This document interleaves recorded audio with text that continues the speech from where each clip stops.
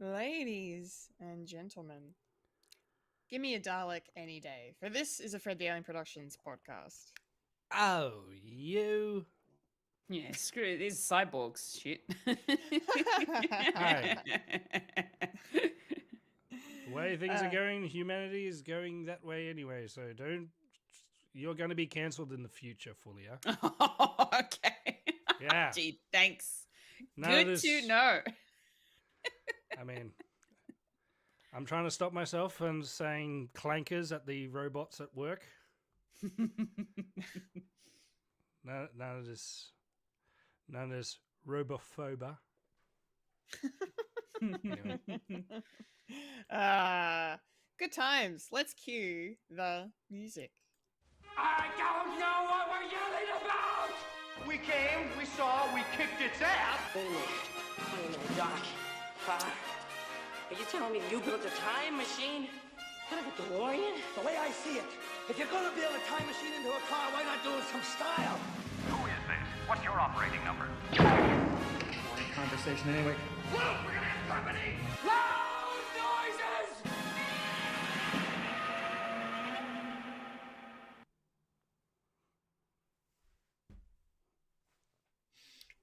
Hello. Hello. Hello. I'm a Kendall Richardson. I'm a Fulya Kantarmaja. And I'm a cowboy. I'm a steel cyborg I ride, a Michael Lister. And you are now experiencing a podcast called Fred. Yes, experiencing it through the mediums of not being called out at a Coldplay concert. There you go. The memes from that have been the fucking best. Some of the memes. So many memes. My favorite one, and of course it's very on brand for me, but my favorite one has been it's the Eye of Sauron catching Sam and Frodo. Very funny. Wow. Very funny. Yes. Isn't the world a funny place sometimes? So much has gone down this past week. Holy It's crap. been a week. It's been a fucking week. But let's just be happy and speak all of the nerdy stuff that we love. Yeah. Yes, let's. Mind you, my favorite meme is when Epstein and Trump got caught out. But no politics here. No politics. Yeah. No. No, none of that, sadly. And also happily. Weekly watchings, Fulya. Let's start the show. What have you been watching? Wow. MasterChef continues. They're up to the final 7 or 6 or something like that. So getting down to the nitty gritty. We're almost at the grand final. We're getting close. Yeah. So there's that. I also forgot to mention something that I watched last week, not this past week, but the week before. Mm-hmm. And I forgot to mention it in my weekly watchings last week, so I'm going to mention it now. Is I ended up watching a movie on Prime Video, and it is called Invitation to a Murder. Ooh. Yes. I enjoyed it for the most part. It was your standard run-of-the-mill murder mystery kind of a thing. Random people get invited to a mansion. Then we find out that, someone's been killed or they're trying to impersonate someone, and, it's this rich hoity-toity person that invites all these people and all that sort of stuff. And one person, who's the main protagonist of this particular story, is a lady who is so obsessed with murder mysteries and Poirot and Agatha Christie that she can spot details that easily. And so she becomes the detective, even though she's technically not a detective. Yes, but then we find out that there is a connection between all of these randoms that got invited to this mansion, and it's interesting, but it's also one of those ones that, it's been done before. So it's not exactly that shocking. So yeah, just it was a good movie. Not the greatest. I've probably seen better murder mysteries, to be honest, but yeah, stock standard kind of movie. Not Mhm. too bad. I think it was like 90-ish minutes, something like that, maybe a little bit longer. Maybe closer to 2 hours, I think it was. Mhm. So it wasn't too long. But yeah, no, it was good. I also watched a stand-up comedy show for Atsuko or Katsuka, and her stand-up show is called Father, and it was actually quite amusing. I haven't actually seen any of her stand-up shows before or any of her comedy before. So, but I have heard of her and I've seen her pop up a few times here and there on socials. And I thought, you know what? It's an hour. Let me just pop this on and have some dinner with it. And yeah, it was fun. Um, as you can tell by her name, she is a Japanese person and she lives in California. So she Yeah. still has that Japanese accent, but it's not as prominent. I feel like she's been living in America for so long that she's picked up the American accent a lot. Not to mention the fact that she's also married to an American person as well. Mhm. And so yeah, she is quite amusing. It is quite funny, but it's not the real sort of like your Gabriel Iglesias or your Right. I don't know, like your Joe Coys or something. It's not ruthless. It's not. Um, it's more family friendly, but there's still some swearing in it. And there is still some talk about like sexual stuff and all that thing, but like sexual content and all that sort of stuff. But like it is entertaining, but it doesn't go as far as what some of the male comedians go sometimes. So, Mm. but yeah, so she's entertaining. She's pretty good. I mean, if she's managed to get, I think it was where did I watch it? I think I watched it on Disney Plus. So if she managed to get, I think it's on. Oh, that's right. Is it All Star? Star? What's the thingy on Disney Plus? Oh, That's such well, adjacent. it's just star. Star? Star. Star. Okay, yeah. Yeah. Yeah. Yeah. So she essentially got a special through that. So if Oh, she's okay. if she got a special through that, then she must be big time somewhere.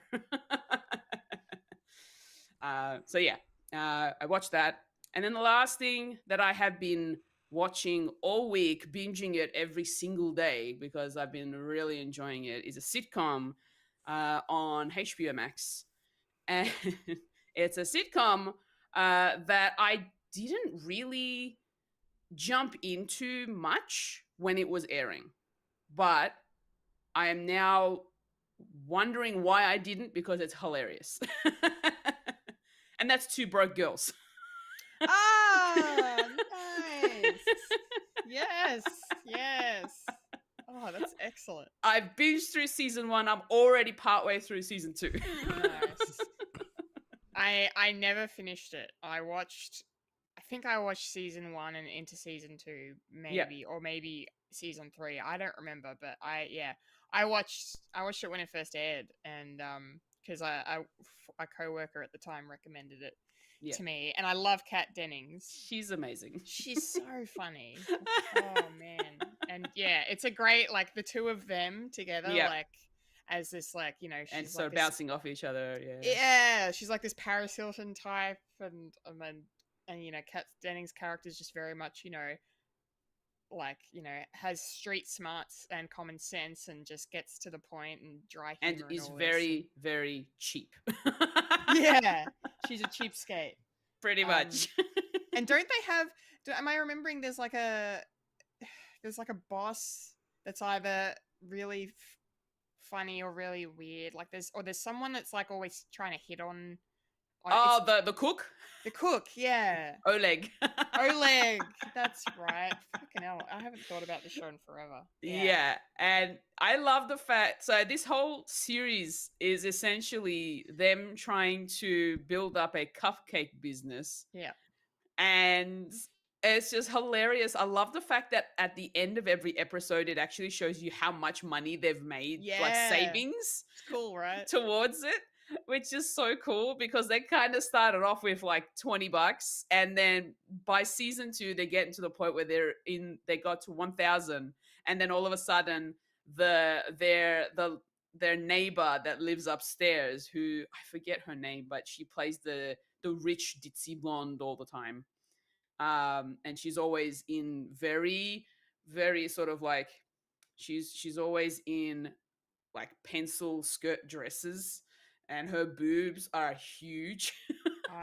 It's not Jennifer Coolidge, is it? It is, yeah. Yeah, I couldn't remember. Yeah. Nice.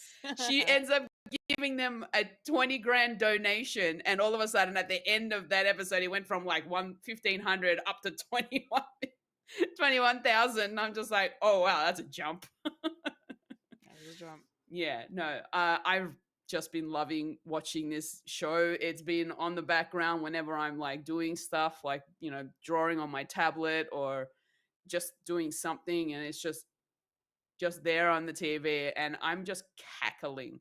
But a lot of the jokes that they make, and it's actually not that old, like it's still within like the last 20 years, but it's hilarious.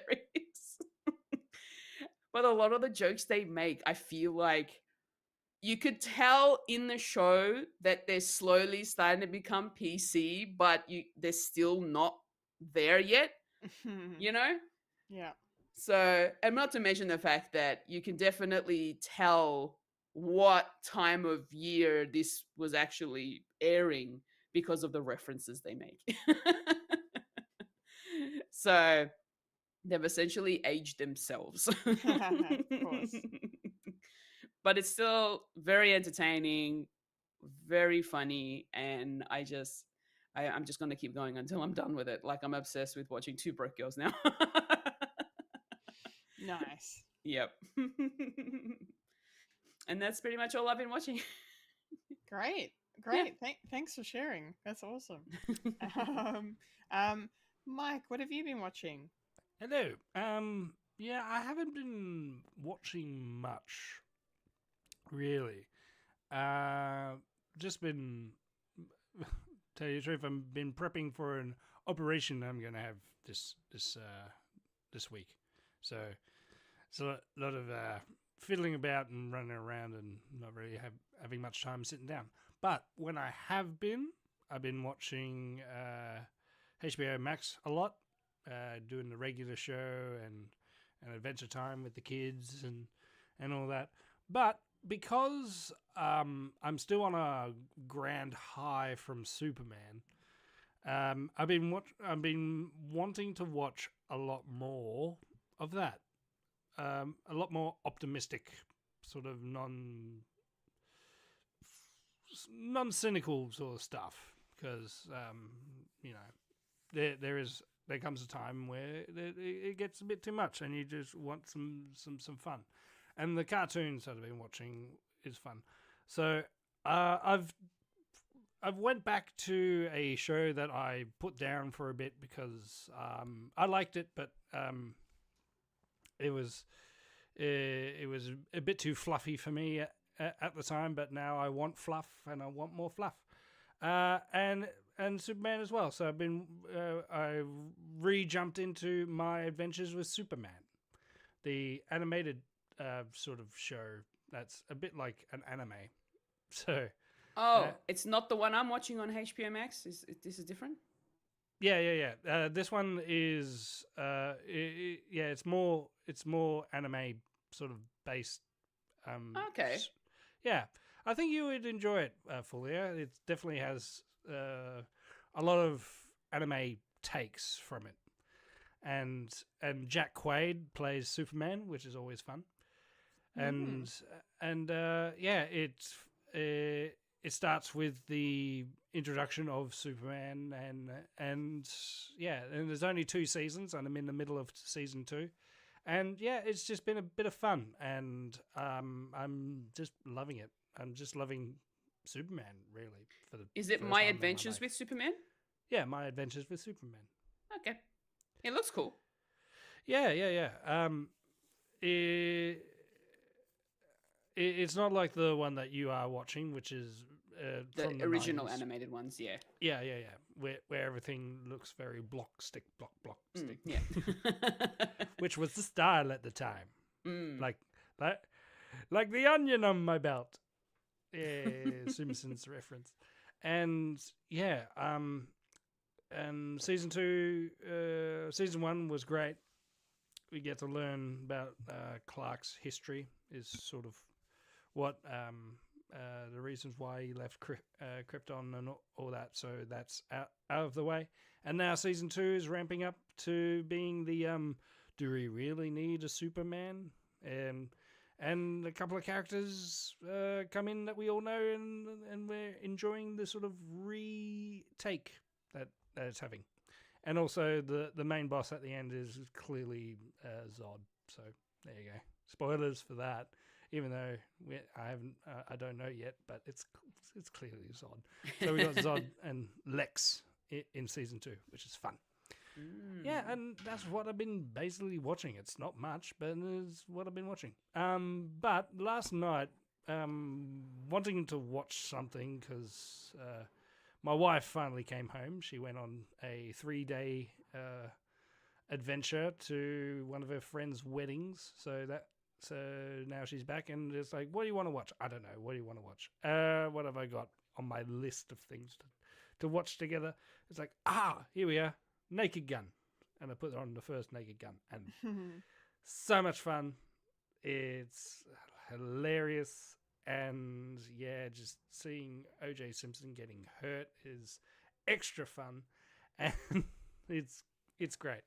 And yeah, I'm just getting excited for the new one. So hopefully we'll get to Naked Gun 2 and 3 before that. So yeah, that's basically me in a nutshell. There's nothing much new, and yeah, that's me. Hey, Kendall. Hey, That's you. that's me. It's my That's turn. you. Yeah, your turn. Your turn. Yeah, Dan. Yeah, my weekly watchings has been pretty good. A few things to talk about. Kind of all evoking some sort of nostalgia. So I'll start with, I watched on the recommendation of one fabulous Wayne Stellini. Hello, Wayne, if you're listening. Hey, Wayne. I did a Simpsons reference. Are you happy? I'm sure he is. I watched the documentary on Disney Plus that was made recently about Jaws and its 50th anniversary. Yeah. So it's called Jaws at 50, The Definitive Inside Story, and it basically it really does prove itself to be the definitive take on a doco about how Jaws came to be and what it was like to make it, and then what happened after it came out and its legacy and all of that, because they basically interview everyone that's still alive that had something to do with it, from Steven Spielberg to a lot of the locals from Martha's Vineyard where it was filmed, that worked on the movie, to the family of Peter Benchley, the late author who wrote the novel and also co-wrote the screenplay. So yeah, they kind of cover every single base you can think of, and they have a lot of guest, talking head people being interviewed. So you've got like J.J. Abrams and Emily Blunt and Guillermo del Toro, and like a lot of people who are like, I wouldn't be into movies if it wasn't for Jaws. Like, I wouldn't be a filmmaker, or I wouldn't be an actor, like that kind of thing. But it really does kind of take you through how it came to be and the struggles, because it's notorious at this point. Like, everyone I feel like is aware that Jaws was a difficult film to make because of the way they had to rush certain things, that the studio kind of forced the hand of some of the practical effects makers who are working on the shark, and then of course the shark doesn't work in seawater because it was designed for freshwater, and then Spielberg went through a time because the scenes out at sea took so long to film because of the technical issues with the shark, and they went over budget and well over the schedule, and the Spielberg was the talk of Hollywood before the film even came out, and everyone was like, this guy's career's over before it's begun, which is funny to hear about now. But then, but then the movie came out, and then it was, it rewrote cinema. We have the summer blockbuster season in America, which is happening right now. Of course, because it's July, but we have it because of this movie. There was no other movie like this, and just like seeing all the archival footage of like the people lining up around the block to to watch Jaws, and people talking about not wanting to ever go swimming in the ocean again, and just this whole thing. It was great. So if you love Jaws, or you love cinema and cinema history, I highly recommend watching the doco. It was really well put together, and there's so much behind the scenes footage, and I learnt a lot about. I knew a lot about Jaws already, but I learnt stuff I didn't really know, which was cool. Like how Spielberg basically had PTSD from making it. But they didn't call it PTSD back then. So it's this whole thing. But yeah, so if I ever meet Steven Spielberg, probably won't, but if I ever did, I want to give him a hug after watching this doco. Poor guy went through the ringer, but hey, look where he is now. So it all worked out. So that was really good. And then another bit of nostalgia. Speaking of Superman, I showed my partner last night Superman 2. Christopher Reeve Superman 2. Which version? Yeah, I'm gonna get to that. So we watched that because I showed him Superman the movie like a month or two ago, because he'd never seen it, and it's such a seminal piece of film, and hugely influential on cinema, and I love it. It's I grew up watching it and watching all the films, so they all kind of have a special place in my heart. And I'm sitting there watching Superman 2 last night, and like I'm having a great time, because I'm just like it's my childhood. It's it just gives me all the feels, and I like it for what it is. And then and he's just sitting there next to me going, you know that doesn't make sense. Why have they done this? Blah, blah, blah, blah. Like, he's picking it to shreds, and he's making me go, you're making me realize this is not a great movie. Because I mean, when you think of it from like a critical perspective, it's nowhere near as good as the first one. And part of that, of course, is the reason there was, again, speaking of behind the scenes drama, there was a lot of behind the scenes drama on this one. There was a lot, because it was supposed to be. So Richard Donner, who directed the first one, he was making 1 and 2 back to back, and then he got fired midway through production on number 2, and then the producers brought in Richard Lester to finish the film, and in order for him to get full directorial credit, they had to reshoot a lot of stuff, and 2 of the key players from Superman 1 that were supposed to be in Superman 2, and one still is in a weird way. I'm talking about Marlon Brando and Gene Hackman. They didn't come back to finish and reshoot the Richard Lester scenes. But the final movie that was released in cinemas in 1981 is the Richard Lester version. We watched the Richard Lester version last night. And because I knew about the drama going in, I explained to my partner, I was like, so there's this whole thing and blah blah blah, and then we ended up watching like I don't know, sort of like we watched a YouTube video that kind of explained, and it was really cool because it had like side by side footage of like what was Lester's version, what was Donna's version, and like what was kept versus what was changed, and all of that stuff. And it was really interesting because I actually haven't sat down to watch the Donna cut. I know it's available and it's accessible. It's not on HBO Max that I could see. I'm pretty sure it's just the Lester version on HBO Max, because that's of course the official version of the film.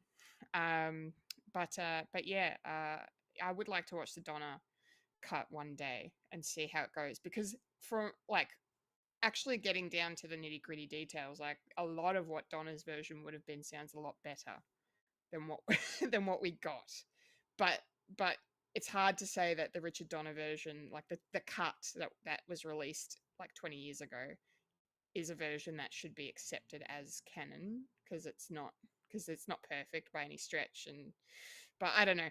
But it's just weird some of the choices that Lester and the Salkinds made in terms of like, let's just ADR Gene Hackman with a sound alike for no reason. Like in some scenes it's needed because they had to get a stand-in because he refused to come back. But there's scenes where he's like, he recorded the dialogue live on camera and they've just ADR'd him for no, it's so weird. I'm like, I never really noticed that until, because literally my partner's watching it and he's like, that didn't sound like Gene Hackman. And I'm like, he played it back for me and I'm like, are you serious? I've been watching this. Oh, no. I've been watching this movie for like 25 years of my life. And I never noticed it was ADR. Your partner just literally ruined your childhood. Just literally. But it's okay. I adore him. It's fine. I forgive him. I forgive him. He's opened my eyes. But it's okay. It's fine. You can't really. Yeah, it's not. Anyway, it is what it is. But Yeah, that's fine. it is what it is, and I'm glad that I had the opportunity to show him the movie. So, because yeah, he really liked James Gunn's Superman because we saw that last week, of course, and yeah, so we're on. I think we're gonna stop because I said to him, I'm like, if you didn't like Superman 2, you are not going to enjoy 3 and 4 at all. So we're not even going to bother. Please get the 4. Please get the 4.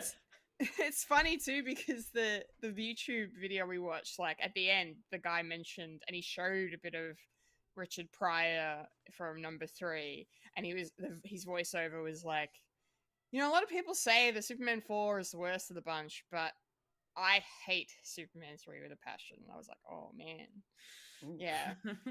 I'm saying something. They're bad. Superman 3 is bad. Superman 4 is just a lazy movie. But So anyway.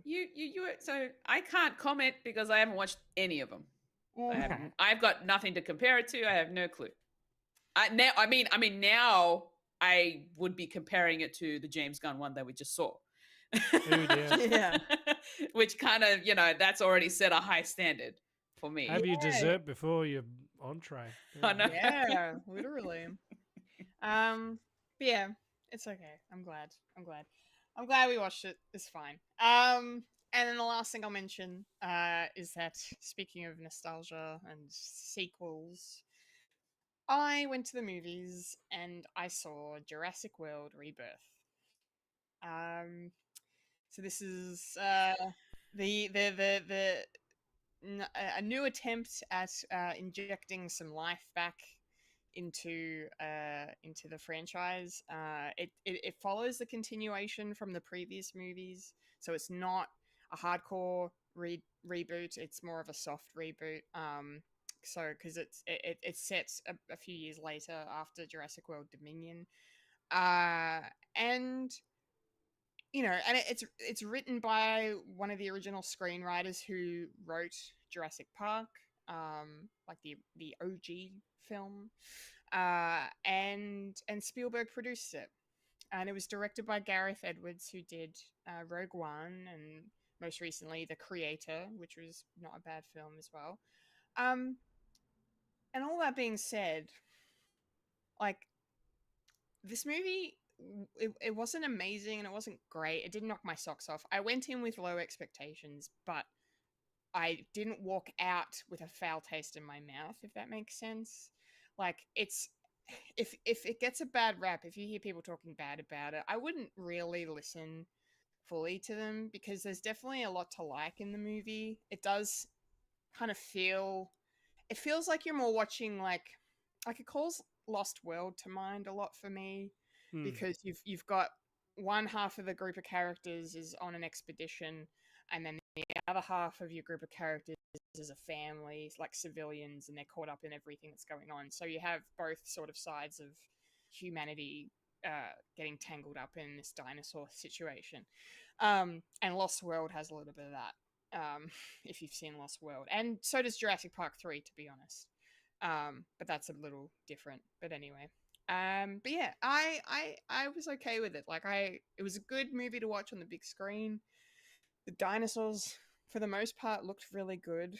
The there is oh, Jesus. There's one of them I'm gonna have I think I'm gonna have nightmares about, to be honest, because I don't know if you guys remember that when we did the trailers for this, like one of the aspects of it is that the dinosaurs they're going to hunt or find or whatever, they're like mutations, like they've been different types of dinosaur DNA's all been smushed together in experiments, and we have what we have, and you see a T-Rex swimming in this, and that was interesting, and then you see like weird like just a lot of hybrids, like there's like there's one towards the end that's like a hybrid flying dinosaur, but it's also a raptor.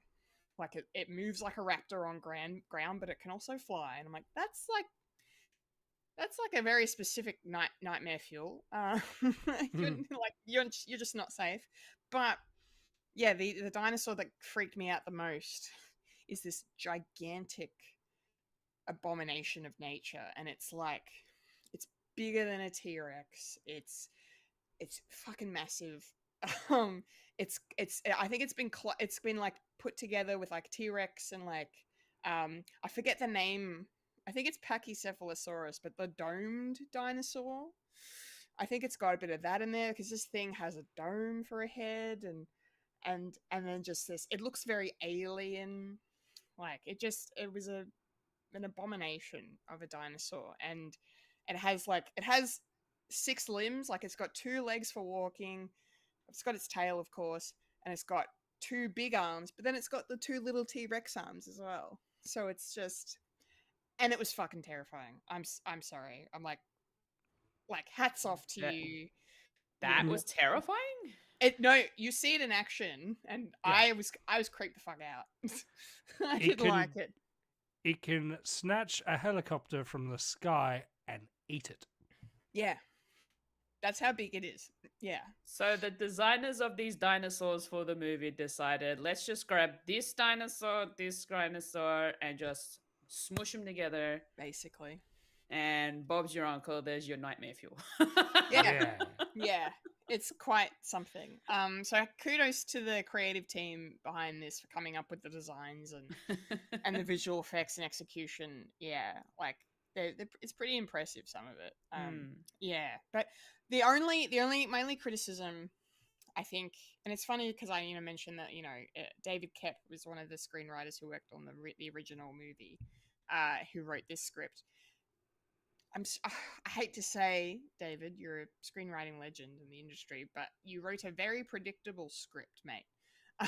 I saw everything coming from a mile off.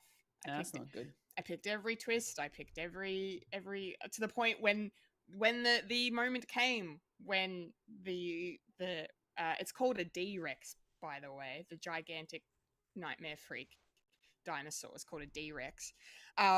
When that came and ate the helicopter, I was in my chair laughing because I was A really proud of myself, and B, like, this is ridiculous. Like, can we not? You're supposed to be scared. I was scared as well. Maybe there's a third reason. C, I was laughing to stop myself from crying because this thing is horrific.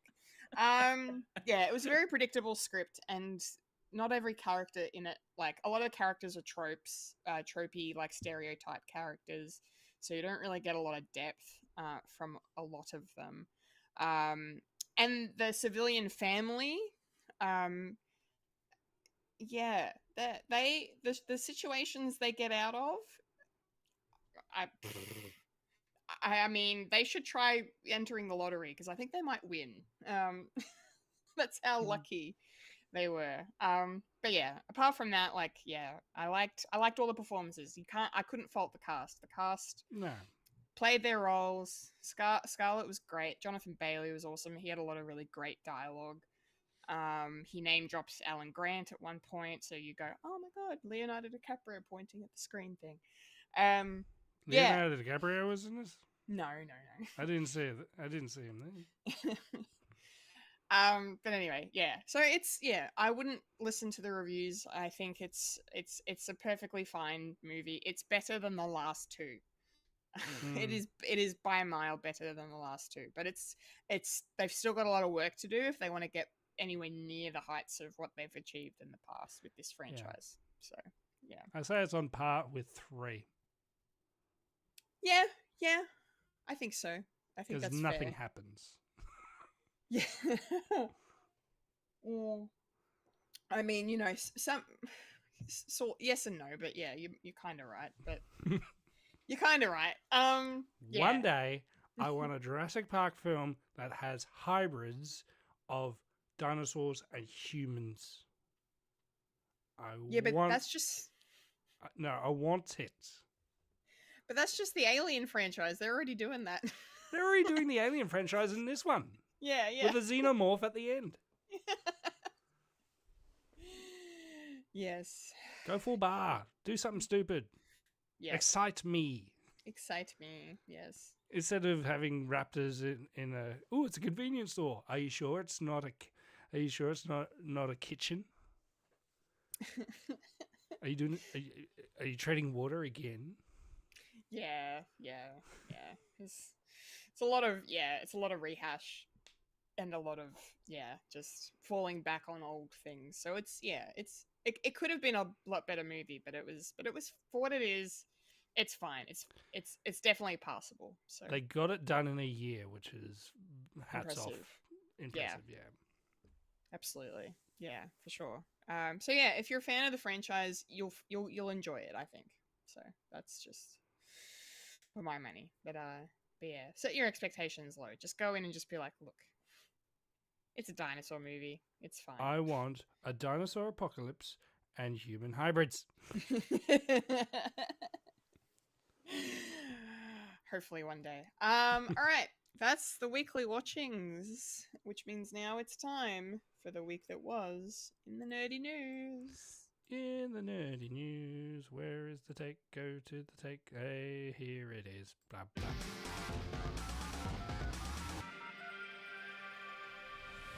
This is the news in nerdy news. The nerds that talk about the nerdy news. That is us who talk about the news that is nerdy. And now the queen of nerdydom, the hostess with mostest, Kendall Richardson. Take it away, Kendall. And now Lois Lane. Oh, do not put me and Lois Lane in the same sentence. My goodness. Vicky Vale. There you go. Vicky Vale's in the in the Superman show that I'm watching. It's like, Gotham. Haha, nice.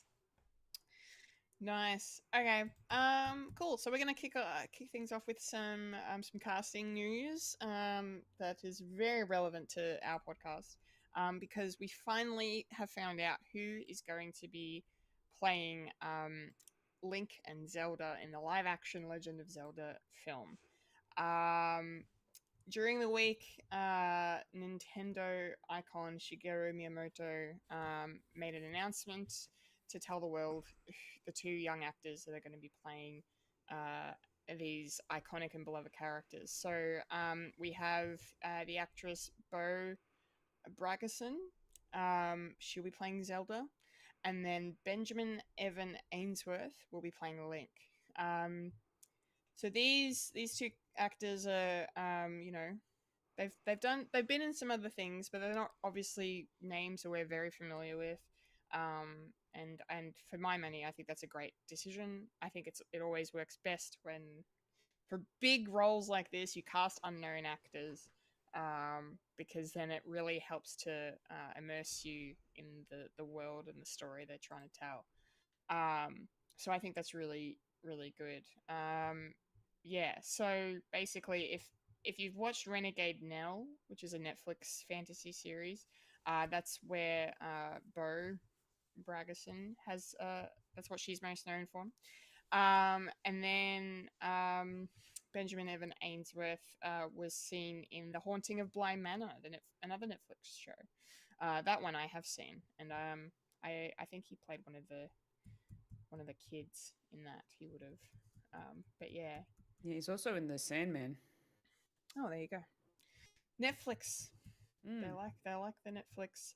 And then there was these images that were released, are these actually images of their main character? Because I don't know because it looks like they are, just based on the fact that they either the way they've been edited together or shot, it looks like they're looking at each other and it's in the same location. But it says image credit Nintendo in this article, so it looks like maybe that's, I don't know. I think it's more of a publicity. Publicity, yeah, that word that I can't say. Just a shot. It's like, okay, we need you to be out in the field, and we'll just take pictures, and there you go. So I don't think it would be something that's in the film.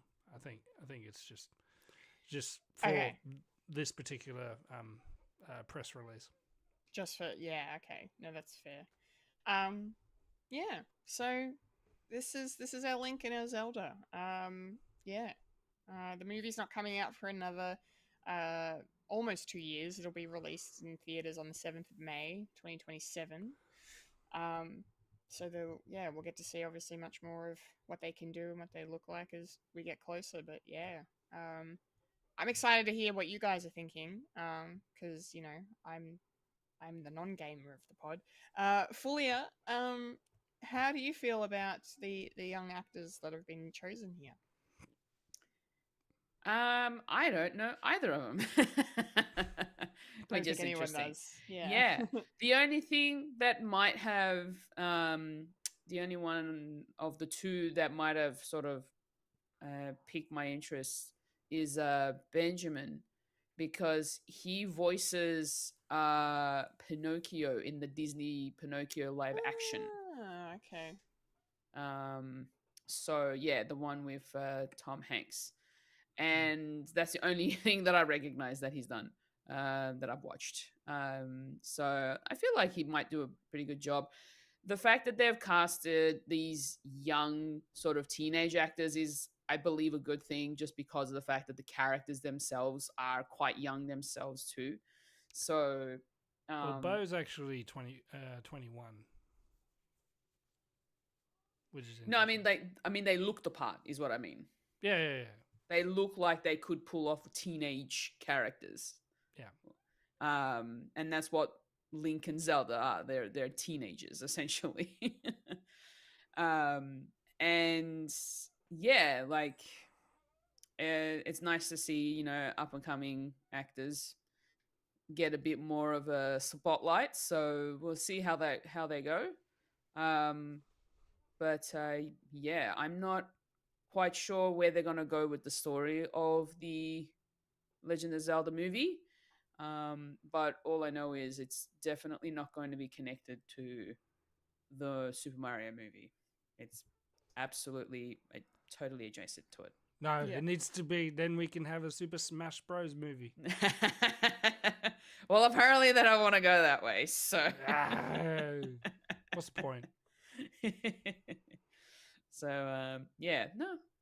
it'll be cool to see them do something different, and hopefully the movie's good. We'll see. Yeah, we shall see. Yes. Okay. Thank you, Fulya. Mike, how are you feeling now that we have our Link and Zelda?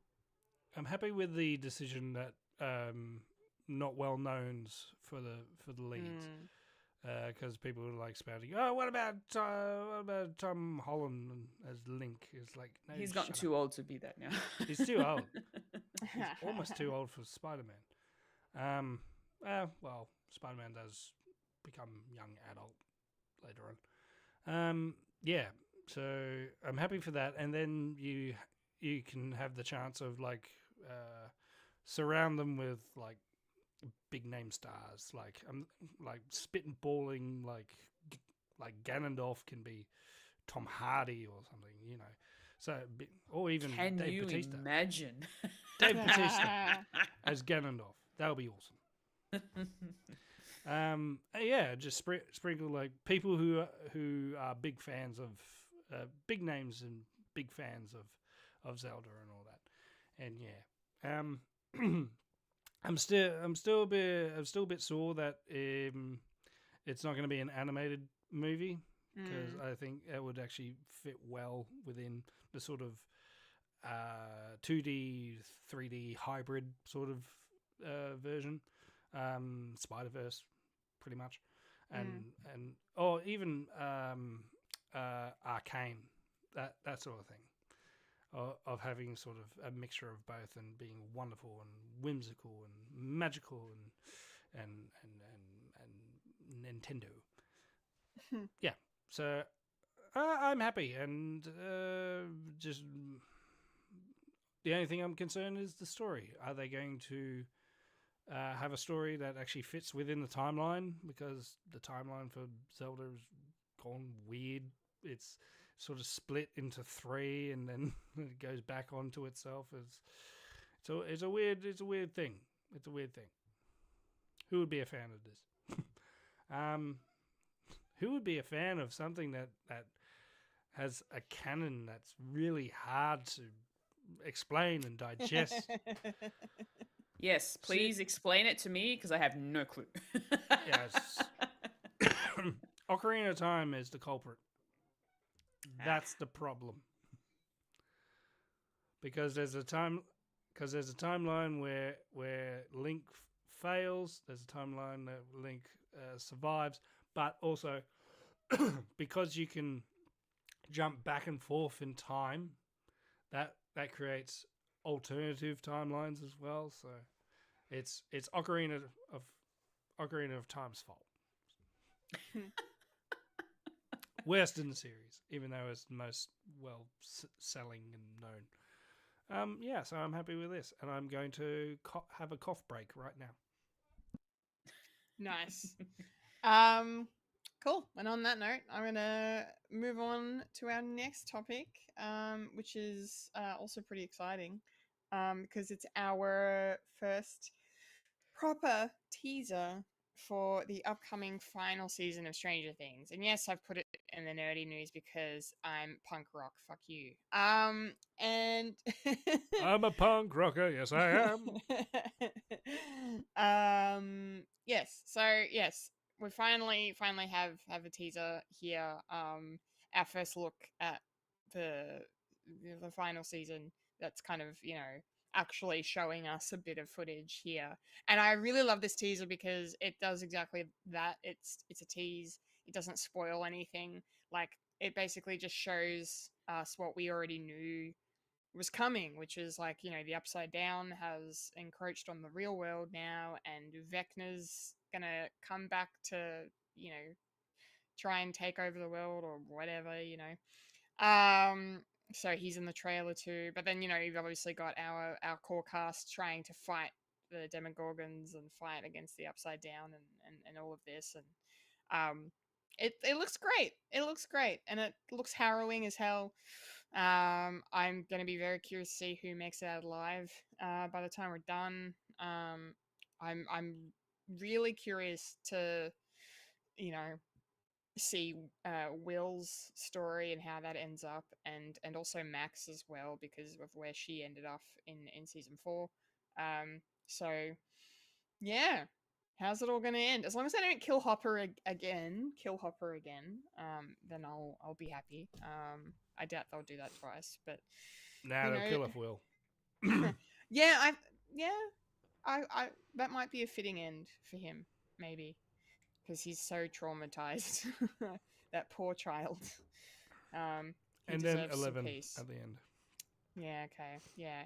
It's going to be brutal. There's going to be lots of feels. There's lots of crying. Nancy's crying. She's having a bad time. So, yeah. Cannot wait. It's coming out. The first part of the end is coming out later this year. Right around Christmas, I believe, or just before Christmas. So, yes. I'm looking forward to this. Mike, are you looking forward to this? Does this trailer please you? Does it give you hype? I'm not as hyped as I was for season 4. which is interesting because at the end of season 4, I was amazed on where it was going, and then all of a sudden 3 years later, it's like takes a long time. I'm happy that it's going to be finished, and I hope they stick the landing. But I'm worried that it won't. So I need to level my expectations and excitement.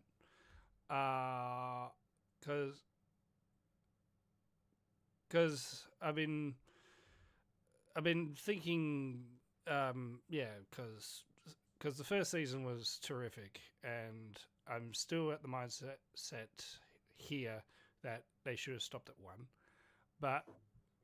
And it was interesting, but it needs to finish someday. And I hope it hits the landing.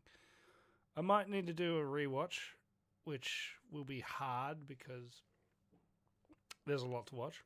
I still got Firefly to watch, and the episodes are starting to get longer and longer. So hopefully it will be good. Yeah, trying not to cough. You're fine. You're all good. Yeah. Well, time will only tell how Stranger Things ends, but we can only hope that it's satisfying. And I'm glad you're doing the mature and responsible thing of managing expectations. I'm finding it hard to manage expectations on this one because you naysayer like me. It has to be fucking epic. It has to be. And if I'm gonna be so disappointed if it doesn't satisfy me. I'm gonna be really disappointed. But hey, it's gonna be what it'll be, and I will lay in the bed that I make. Okay, it's fine. They couldn't get all the schedules right, so everyone's like filmed in each corner of the room, and it's all in close up. Yeah. And the dialogue's all Frankenstein the shit. Yeah. And everything's ADR. Everything's because they're all busy because they're all famous. Successful. They're all famous. They're all famous now. Yep. Yeah. Yep. I wonder if there's going to be any crossover of David Harbour's Red Guardian in this as well. Clearly, there was Hopper at the end of Thunderbolts. Yeah. It's like, I see what you did there. You can't escape. Hair ready for Hopper. At least they handled it better than the than Superman and Mission Impossible and that whole thing. Henry Cavill, the mustache gate. That was no good. All right, let's move on to our next bit of news. Some Netflix news this week. We have two things that weren't live action series on Netflix that are soon about to be live action series at Netflix. Starting with Captain Planet and the Planeteers is going to have a live action series on Netflix. And as was talked about years ago, Leonardo DiCaprio, speaking of him earlier, is going to be involved in this. He's going to be a producer. Because if you don't know, he's quite the environmental activist as well. He's very passionate about our planet and trying to preserve it and protect it. And so Captain Planet clearly aligns with his thinking, because it is all about environmental protection and looking after our home, so our generations to come can actually live on the planet. So it apparently this is something that's been in the works for a long time. So there was originally DiCaprio was trying to produce a movie version of it, but that kind of fell by the wayside, and so now it's ended up as a series, and Netflix has picked it up for their streamer. So we don't know any casting yet. We don't know any writers yet, or when it's going to come out. It'll probably be a couple of years down the line, but I really hope they get it right. I'm sure I can speak for all of us when I say we all watched this show as kids in the 90s. It was a big part of childhood for us. I fucking loved Captain Planet so much. It was so good. So high expectations on this. I really hope the live action interpretation works. And then the other thing that Netflix is also bringing into a live action is another thing that's been in the works for a while, and that's Assassin's Creed. So Ubisoft made a deal with Netflix years ago to start, adapting some of their IP, and finally, it looks like Assassin's Creed has been confirmed by Netflix to be a live action series coming soon. We have a couple of names behind it.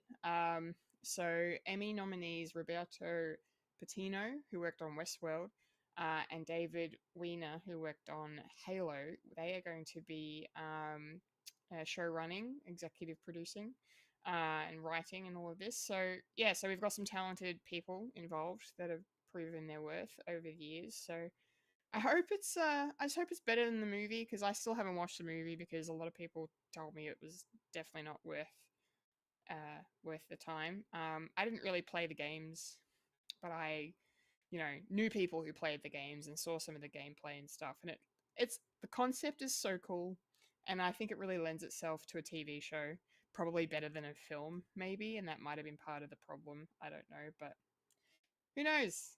I hope it's good, because I would like to watch it, because I feel like it would be super cinematic and gorgeous, and with Netflix money behind it, there's a lot of potential. So yeah. All right, that's my take on this news. Fulia, do these have you excited, these adaptations, or do they have you a little nervous? How are you feeling? So, one I'm nervous about, the other I'm looking forward to.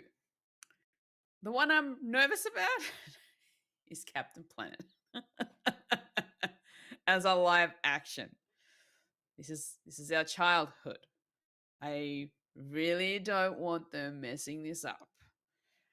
It's gonna be, I don't know how they're gonna do Captain Planet's look in live action. Are they going to go with the alien coloring of blue with the green hair, or are they going to go a generalized looking superhero person of sorts with no actual like blue skin or with more green hair? I don't know what they're going to do. I don't know what the story is going to be, and I'm kind of curious about how they're going to do that. If they're going to do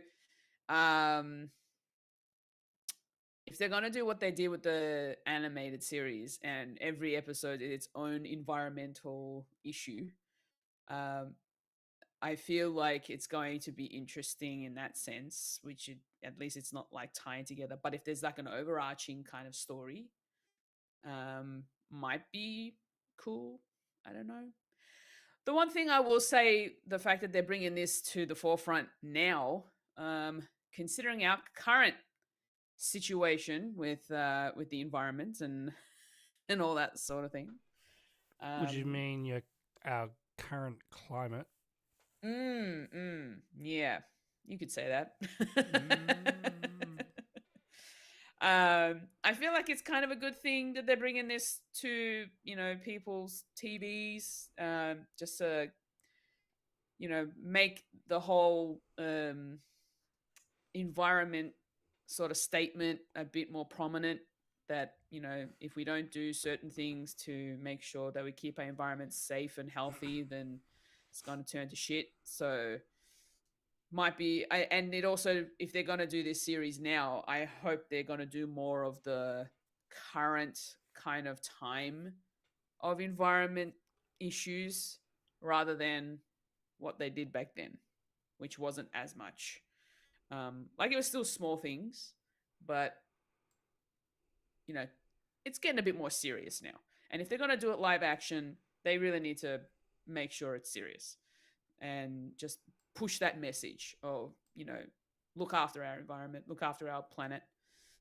So yeah, that one I am a little concerned about, just in terms of how they're going to go about telling the stories. Assassin's Creed. I've watched the film. I own the DVD. Okay, here we go. I like Michael Fassbender. He is a pretty good actor. He is. Mind you, it's been a while since I last watched it. Do you remember enjoying it? I do remember enjoying it. Okay. I really did enjoy it for what it was. Now, at the time, I had never played any of the Assassin's Creed games, but I was aware of the franchise. I knew it was a thing. I knew there were so many variations of the game, but I had never played it. Now, I have only since played one Assassin's Creed game, and I have watched a bit of footage of other Assassin's Creed games. I'm curious to know where they're going to go with this series in terms of what era they're going to go with, because I know this is it's a time traveling sort of game. The story of the games is essentially you're kind of time traveling and into the past, and you're the assassin during that era. I want to know whether they're going to stick with one theme or whether they're going to just go multiple themes. If they're going to go multiple themes, it'll be interesting in terms of like maybe one season is one theme, another season is another theme. Yeah, I was thinking the same thing. Yeah. That could be interesting. Mm-hmm. I think the science is that you're actually diving into your is it like dreaming? Past relatives' memories. That's right. Okay, yeah. So you're kind of connecting your mind with a past relative who used to be an assassin back in the day, right? Magic science. Yeah. So I wonder how they're going to tell that explain that. They don't need to. They just this technology. You sit in it, it connects to your mind, and you see this piece of paper. You fold it and you put a pen through it, and that's a black hole.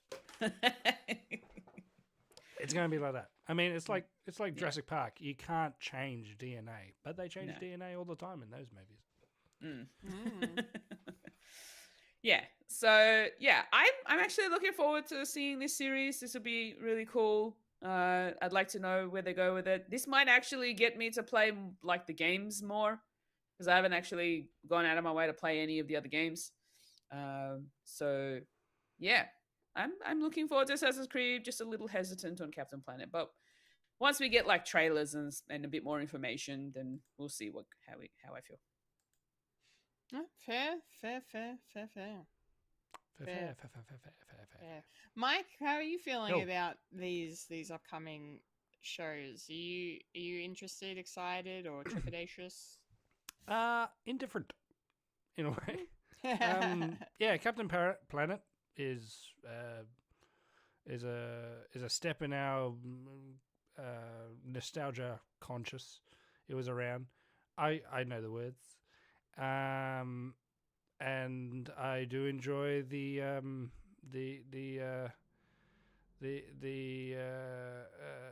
headcanon that the Planeteers are basically the kids from Magic School Bus all grown up. Even though it doesn't really fit. But yeah. Assassin's Creed. Yeah, I know of the story. I played a little bit of it. I've got it, but I haven't really touched it since, like, ages ago. Will I go back to it? Probably not. I've got other stuff to do. I've got the Uncharted's to do. I've got so much games, and I haven't really picked anything up. It's been mostly Lego Dimensions, like, and playing that with the kids, or otherwise. Yeah, TV. And it'll be on TV, on Netflix. When is that, Kendall? Don't know. Don't know yet. Yeah, it's eventually. Yeah. Eventually. And I haven't seen the Michael Fassbender's version movie. I've just heard it was boring and it dwelled too much in the real world instead of the instead of the pastimes, which is the big draw card for it. So You're boring. you're boring. Don't call me boring. How dare? Dare! I'm so offended. Speaking of fence. Defense. Yes, our next story is another interesting one. A movie, switching up from TV show, we're going to movies now. There's a new Judge Dredd film in the works. Taika Waititi, the wonderful Taika, is going to be directing this. We don't have casting, again, it's early days for this one. We do have a screenwriter, Drew Pearce, who worked on Mission Impossible Rogue Nation and The Fall Guy more recently, that very funny film with Ryan Gosling last year. He's going to be writing the script, and apparently the two of them are big Judge Dredd fans and have grew up reading all the comics and whatnot. So yeah, so that's good to hear. My one hope is that because obviously Taika is a Kiwi and directed Thor Ragnarok, and the other the one actor who has that in common with both is Karl Urban. He was in Thor Ragnarok. He's a Kiwi. He was already Dredd. And he played Dredd in a movie. He was already Dredd. Which came out 13 years ago now, which kind of hurts my mind. Yeah, I know. Literally. We were all born in the 1900s. Yes.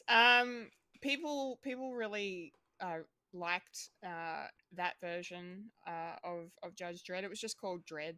I really liked it myself. I thought it was a good interpretation of the character in the world, and Karl Urban was really, really good in it. And it just takes place in one location as well, and but the effects were great. The violence and the action was staged really well, and it was a good story. I mean, it was written by Alex Garland, who wrote the 28 Days, Weeks, Months, Years, that franchise. And Ex Machina, of course. So yeah, the 28 later. Yes, the 28 whatever's later. Zombies. 28 zombies later. Rage. Yeah. So I really hope Rage. people have been kind of asking for a sequel to that for a long time. So I really hope this ends up being sort of a sequel, or maybe they just call it another version of Judge Dredd with Karl Urban, but who knows? Maybe it's just going to be another opportunity for another up-and-coming actor to take on an iconic role here. So hopefully it's good. Taika's mostly good on the whole. His track record's generally pretty alright, but he's not perfect by any means. But it'll at least be a visual feast for the eyes, however it does end up. So, Mike, do you have any thoughts on Judge Dredd coming from Taika Waititi?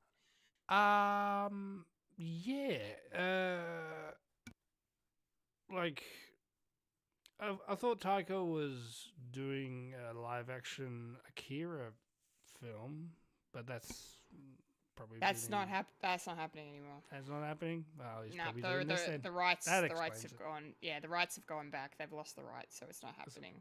So, God damn it. yeah. Anyway. Sucks. Ah, well, the original's the best and good. Whatever. Original Akira. And I love... You've seen Nope, haven't you? I loved Nope. I love Nope because they do an Nope. Akira bike slide. Yeah. They sure do. Yeah. Fun bit, when you're done all here, go on YouTube and do an Akira bike slide in all these different variations in TV and movies. It's like, aha. And one day I'll put it in something. I don't know. Yeah, but Dread. I do like the Dread movie. And all intents and purposes, I do love the fact that it is not the Sylvester Stallone one, because he kept his helmet on throughout the entire film, because the whole point of Judge Dredd is being jury, judge, and executioner, and you can't see his face because justice is blind and all that. So hopefully they'll continue doing that. I don't want it to be a sequel to that, but I do enjoy that movie, and it would be great to have like a sequel with Carl Urban doing that again, because we're gonna see him as Johnny Cage as well, so that's gonna be cool. And so I hope they'll be more like a bit more like the comics, where it's more like weirdly proportioned characters with their shoulder pads like up to here, and it's like looking like Warhammer 40,000 sort of characters. I want to see that. And Taika knows genre, so I'm not expecting him to go, oh, it's going to be a joke every minute sort of thing, because we know that from different variations. But I think because he knows this, he's going to like, okay, settle down. It's going to be so serious that it's funny sort of thing. So I'll be interested in having a look at this, but I'm not holding my breath because it's very violent, and it's a bit icky. As my mum would say, don't be a nasty pasty. So when's this coming out, Kendall? I don't know. I don't know. I don't know. What I do know is that we have one last thing in the news to talk about, and that is the Emmy nominations. Yeah. Emmy nomination. Emmy nomination. Yes. I've been looking forward to this announcement for a while. And no surprise to see a lot of the shows that were predicted for noms got those nominations. Some snubs that I found interesting, and I'll talk about that in a sec, but Severance fucking landed huge. 27 nominations for Severance. That was the show that got nominated the most.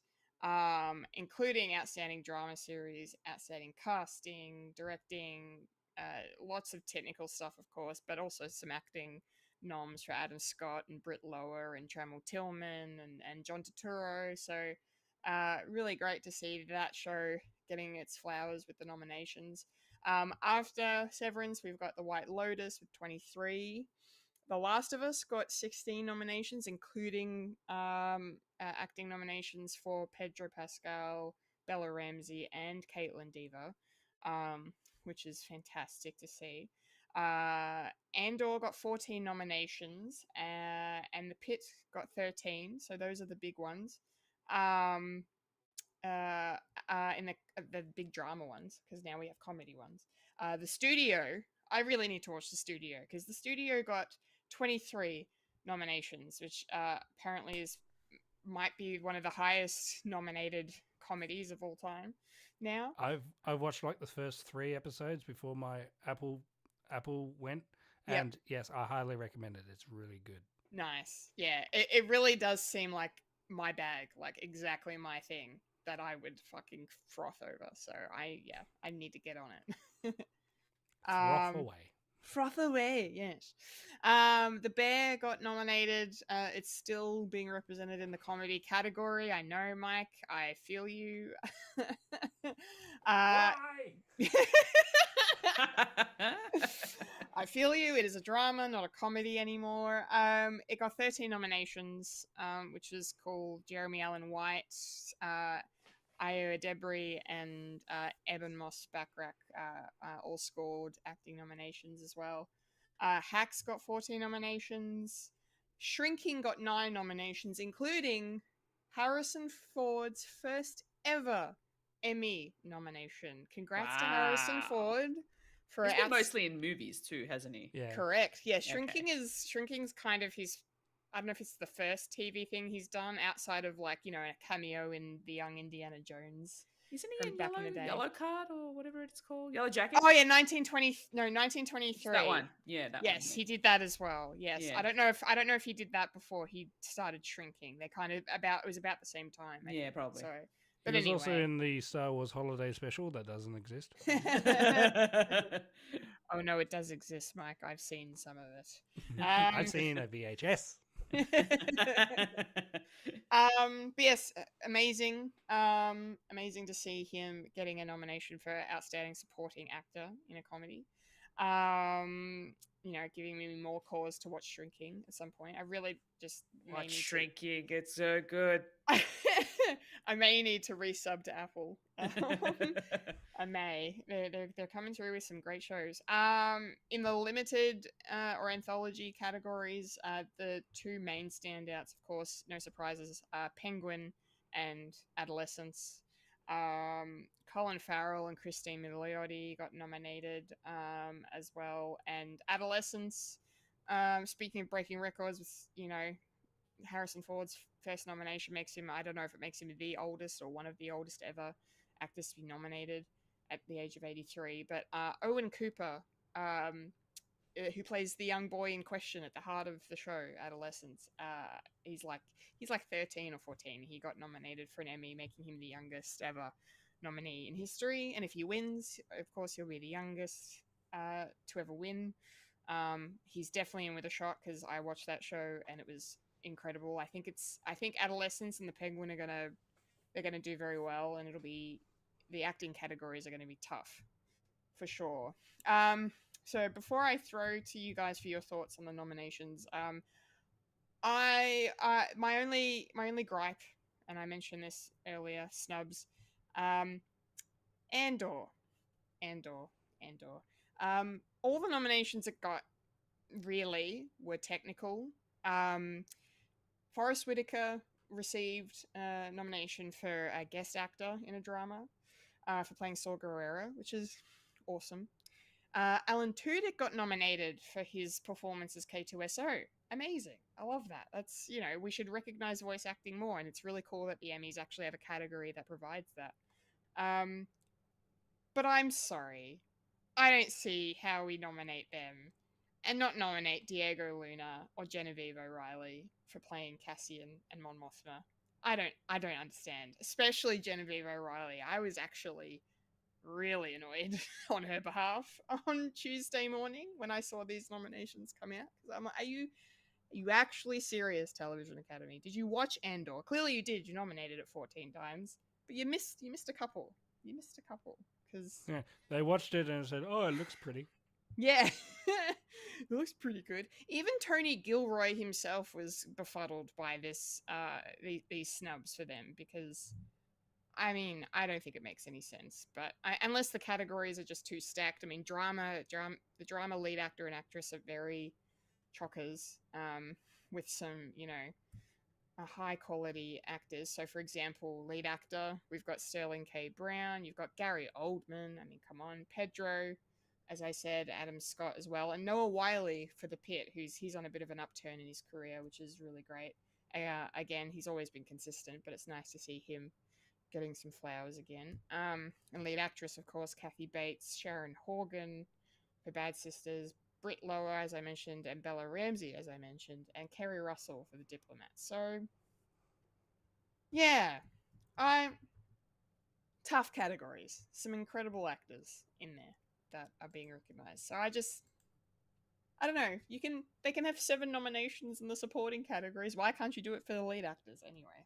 I'll just be over here screaming. Fulya, what did you think of the Emmy nominations and How do you think? How do you think? I don't know who's going to win, Pedro Pascal or Adam Scott. What do you reckon? Wow. I like that we got Andor as up there with best drama series, in there with The Last of Us. But there's also a lot of other big names in there: The Pit, Severance, The White Lotus. Those, a lot of those shows are actually quite good and highly rated. So we don't know how. I have a feeling Andor's not going to get that one. I don't think so. I'd be surprised if Andor won best drama series. Yeah, which is unfortunate, but yeah. In terms of best, comedy series, which is one of my favorite categories, Only Murders in the Building. I am so happy to see them up again. It's always fun to watch that show every time. We get a chance to see it whenever they've got a new season. It's always something ridiculous and fun. So I'm glad that they're still getting noticed.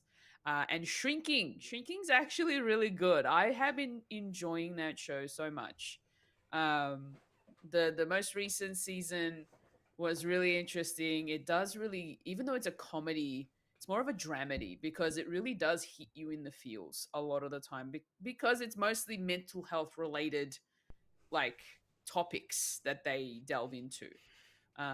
So I'm really glad that Shrinking is being spotlighted here as well in the best comedy series category. Now I'm with you, Kendall, with the lead actor and actress in the drama series categories.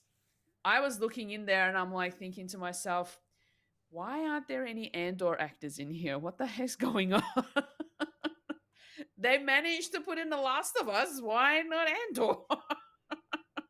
Good question. My goodness. Prestige television. Disney don't count.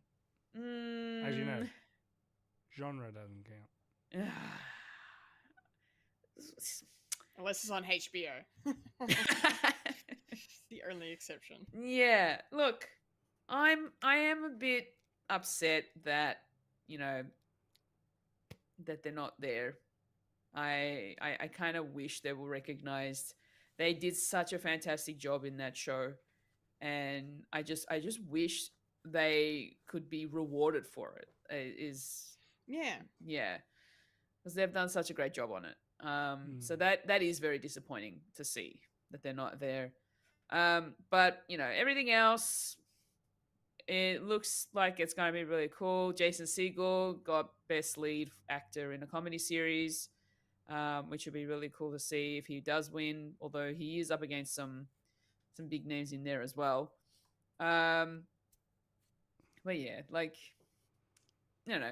kudos to everybody who got nominated, but I am very disappointed that the drama series category in the best actor and actress missed a couple of people. Not nice. Not but after also seeing these nominations, it also makes me realize that maybe I need to go back and watch some of these shows that I haven't seen before. Yeah, for sure. Right? I've been seeing a lot of BTS for Severance. That show looks insanely just well-crafted. Very. It's very. Mm-hmm.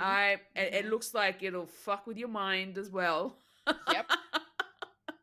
For sure. But it's so interesting that the way that they film this in the studios with these robotic cameras, these are massive green screens, Adam Scott running on treadmills. It's just so strange to see all that happening and how it all comes together after it's been edited, and then the final product is this very what do you want to call it? Very sterile kind of look. Like it's it's very minimalist as well in the way that the set design is, even if it is mostly visual effects.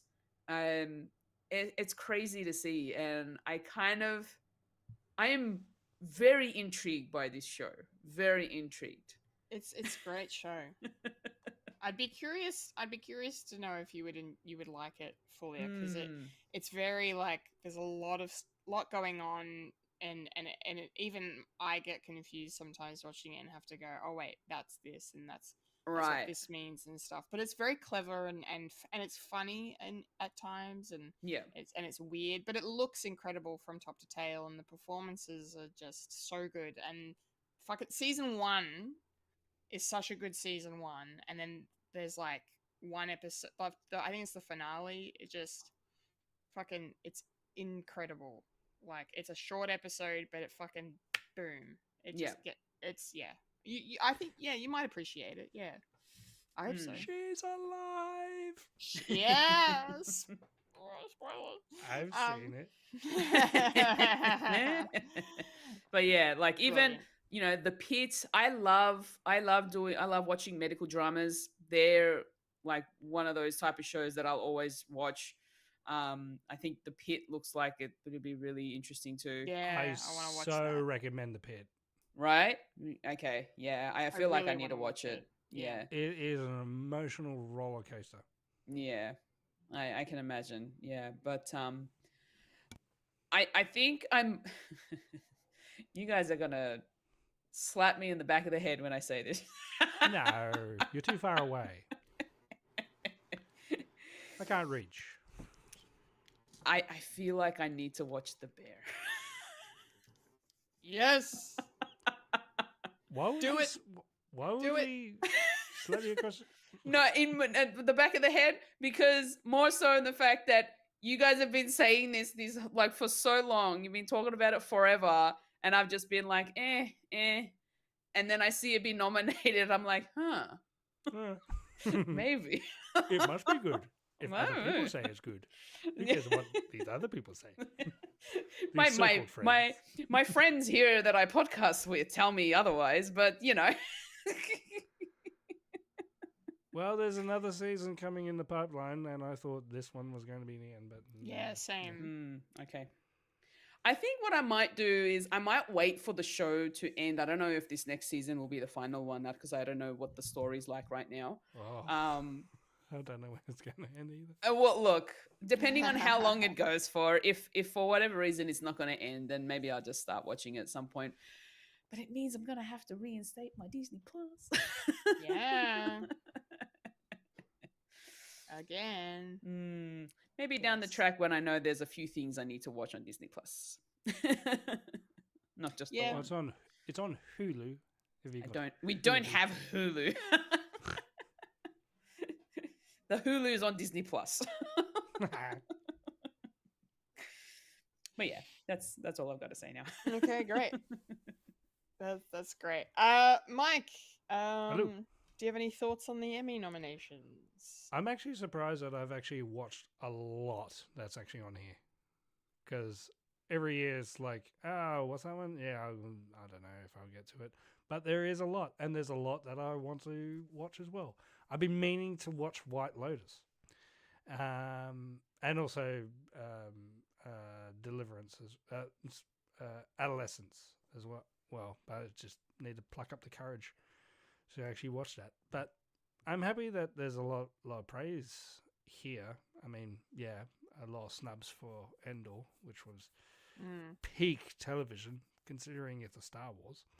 And I love the fact that Bella Ramsey is getting some nods as well. Because, say what you will, there is a lot of like people saying, "Oh, why is she Ellie? She's not Ellie." It's a different take, and I'm happy that people are recognizing it's a different medium. It's still good.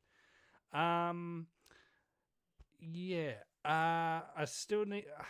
I'm not sure if I'll get back into Shrinking. I don't know. I've heard its second season is going good from a friend of mine who will be nameless. Otherwise, she'll hit me in the back of the head. Ah. Ew. Ew. Yeah. Yeah, I'm happy for him. I hope the Penguin gets up some couple of things because that was great as well. Oh, I will mention because it does remind me. There's a lot of Abbott Elementary nods here, and it reminded me. Yeah, Always Sunny in Philadelphia has come back this week, and I watched the second half of the crossover episode. I think you might like it, Kendall. I don't know.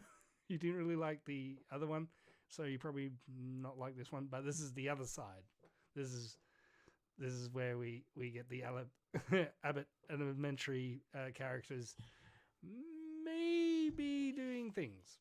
I'm really curious. I am thinking I might watch it just because I saw gifs of an exchange where when Janine says some unsavory words that Janine would never say In the show. in the actual show. So that cracked me up. And like the look on Gregory's face was priceless. So yeah, I'm kind of curious to watch the other half of the crossover because I loved the Abbott take on having this Always Sunny peeps in there. So it'd be nice to have a complete story in that way.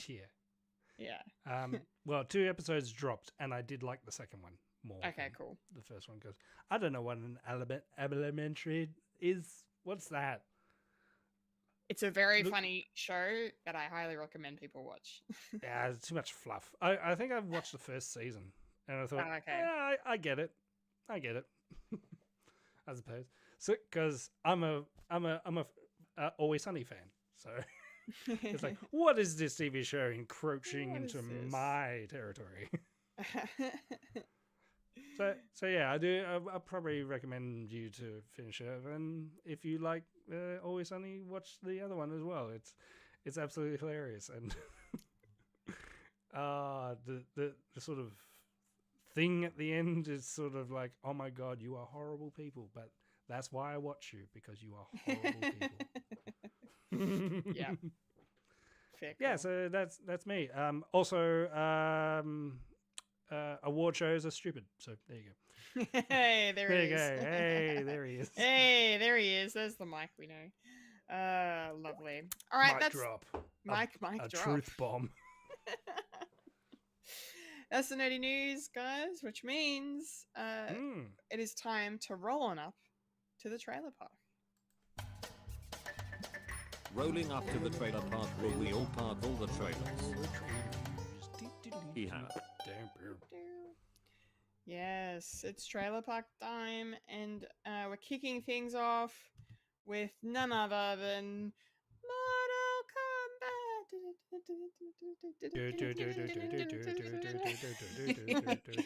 Had to do it. Test your might.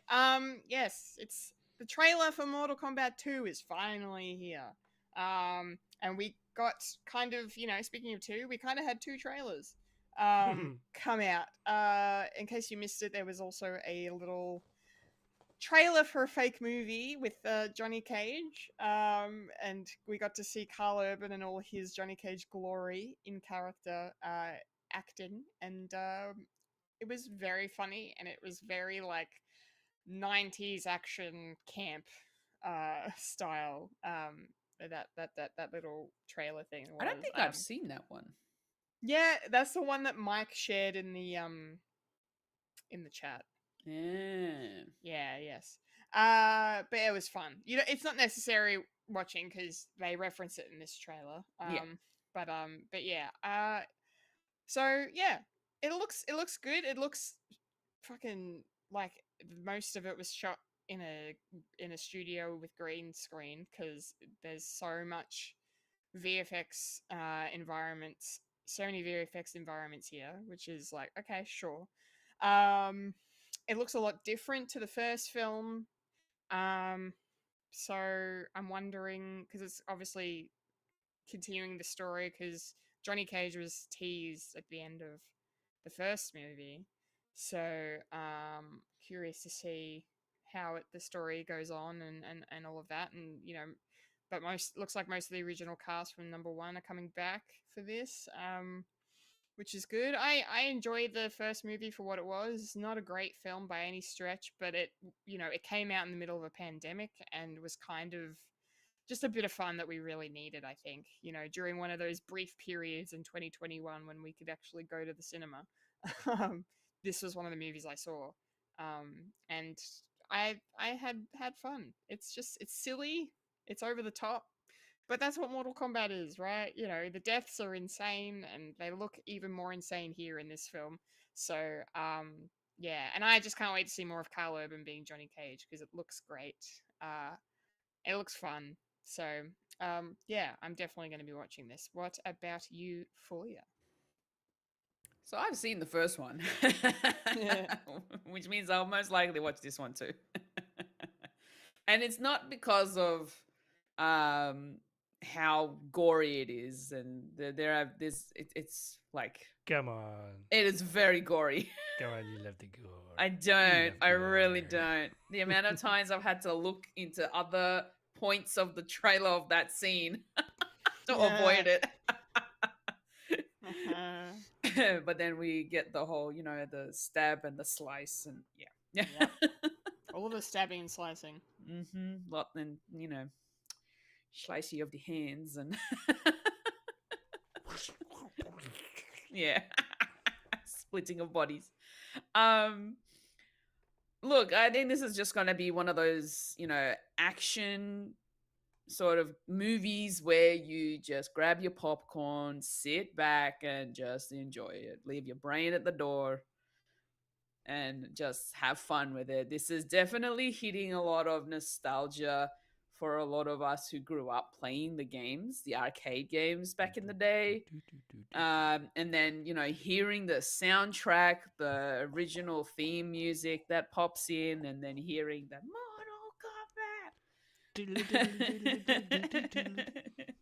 it's just, yeah, like that's the main reason why I'm watching these movies. It's more of a, not because of the action, it's more so just that it's just games that I grew up playing with cousins and all that sort of stuff, because I used to love fighting games so much, and Mortal Kombat was one of them. So I mean, I have the Mortal Kombat t-shirt, so I wear it to work. Nice. Yeah. And you'll be wearing a bit more when this comes out. I'll probably wear it to this movie for sure. You nerd. Yep. I'm a gamer. Damn straight. What about you, Mike? What did you think of the trailer? Yeah, it's alright. I'm more than happy to watch this. My wife's a bigger fan of Mortal Kombat than me, so it's definitely going to be a date night. It's like, okay, it's like, Mum, you're looking after the kids. Me and my wife are going to Mortal Kombat. And then the kids are going, what's a Mortal Kombat? It's like, you're not supposed to know. Nope. I will show you later. Yeah, I'm not really that big of fighing game guy. Okay, I mean, that's fair. I even button smash in Smash, so it's like, it's like, how do you triple jump? I don't know. I'm dead. God damn, you hit me too hard. Yeah, I'm really happy that this is coming out, and all intents and purposes, I think they are more leaning towards more of the lore than the previous episode, previous movie. I was trying to figure out what the main guy's name in the first one, Cole, was a new character to introduce you to the Mortal Kombat realm. I think he's probably allocated to back of the bus. It's like, yeah, you did your thing. Now we're just gonna go all holes barred. We're gonna and just like go for it because we got Johnny Cage now. we got Carl Urban, which a lot of people thought, really, Carl Urban? Couldn't we get someone who's a bit, you know? Well, I think people were thinking younger Cage, but I think it sort of fits of having like a washed up sort of action star, and I mean, Carl Urban's not that old, but he sort of fits it perfectly, and it is a bit jarring me hearing him do an American accent again, because I'm so used to him saying, "Oi, Yui, Homelander did kill me wife and took me bloody son." Yeah, I can't hear you, Kendall. But you're so right. It was very jarring. Yes, yes, that was a very good impression of Butcher as well. I just, yeah, that's just the meme that was going on. It was like, "Oi, Yui, Homelander did kill me wife and took my bloody son. Whoop whoop." And yeah, yeah, The Boys is coming out soon. They just finished wrapping. Yes, they did. So that's going to be sad that the whole world's going to explode because Homelander is now the president. Nice. But still, you get a what do you call it? Supernatural revival within the Boys universe. So it's coming. Yeah, so Fulya, you got a lot of catching up to do before you get those episodes. Damn it! Why is Eric Kripke doing this to me? Because he wants the Winchester Boys. Is that right? Yes. Yeah, he wants the Winchester Boys to fuck. Wincest. Oh, I got one too. Anyway. Telling me to go to bed. Yeah. So I'm all happy to watch this. So when is this coming out, Kendall? Well, Mortal Kombat 2 will be in theaters later this year on the 23rd of October. Yes. Yes. Mm-hmm. Nice. So much fun. That'll be interesting to see. Yes. Mm-hmm. Indeed, it will be a good time. All right, next trailer. Finish him. So, something that looks even better, I would say, which is crazy because I'm on the like anti Jared Leto train, sort of. Not really anti, but like, Tron Ares. Is that because allegations have come out? Anyway. Oh, there were allegations years ago, but it's nothing. Fresh ones now. Sex cult in the desert. Okay. It's fine. I'm sure it's fine. I hope it's fine. Anyway, let's not talk about that. We're talking about Tron Ares. This is our first full trailer for this, the third film in the Tron franchise, where the virtual world comes into the real world, and it just looks great. It looks like visually, it looks outstanding. Like the effects on this are phenomenal. I particularly loved towards the end of the trailer. There's that like kind of wide shot from above that kind of shows all the lines kind of coming out and the down missiles from the that ship. got launched. Yeah, and it just looked immaculate to me. Like I was like, wow, that's quite stunning. So yeah, visually this movie is amazing, and I'm expecting it to get an Oscar nomination just based on this trailer for visual effects because it looks outstanding.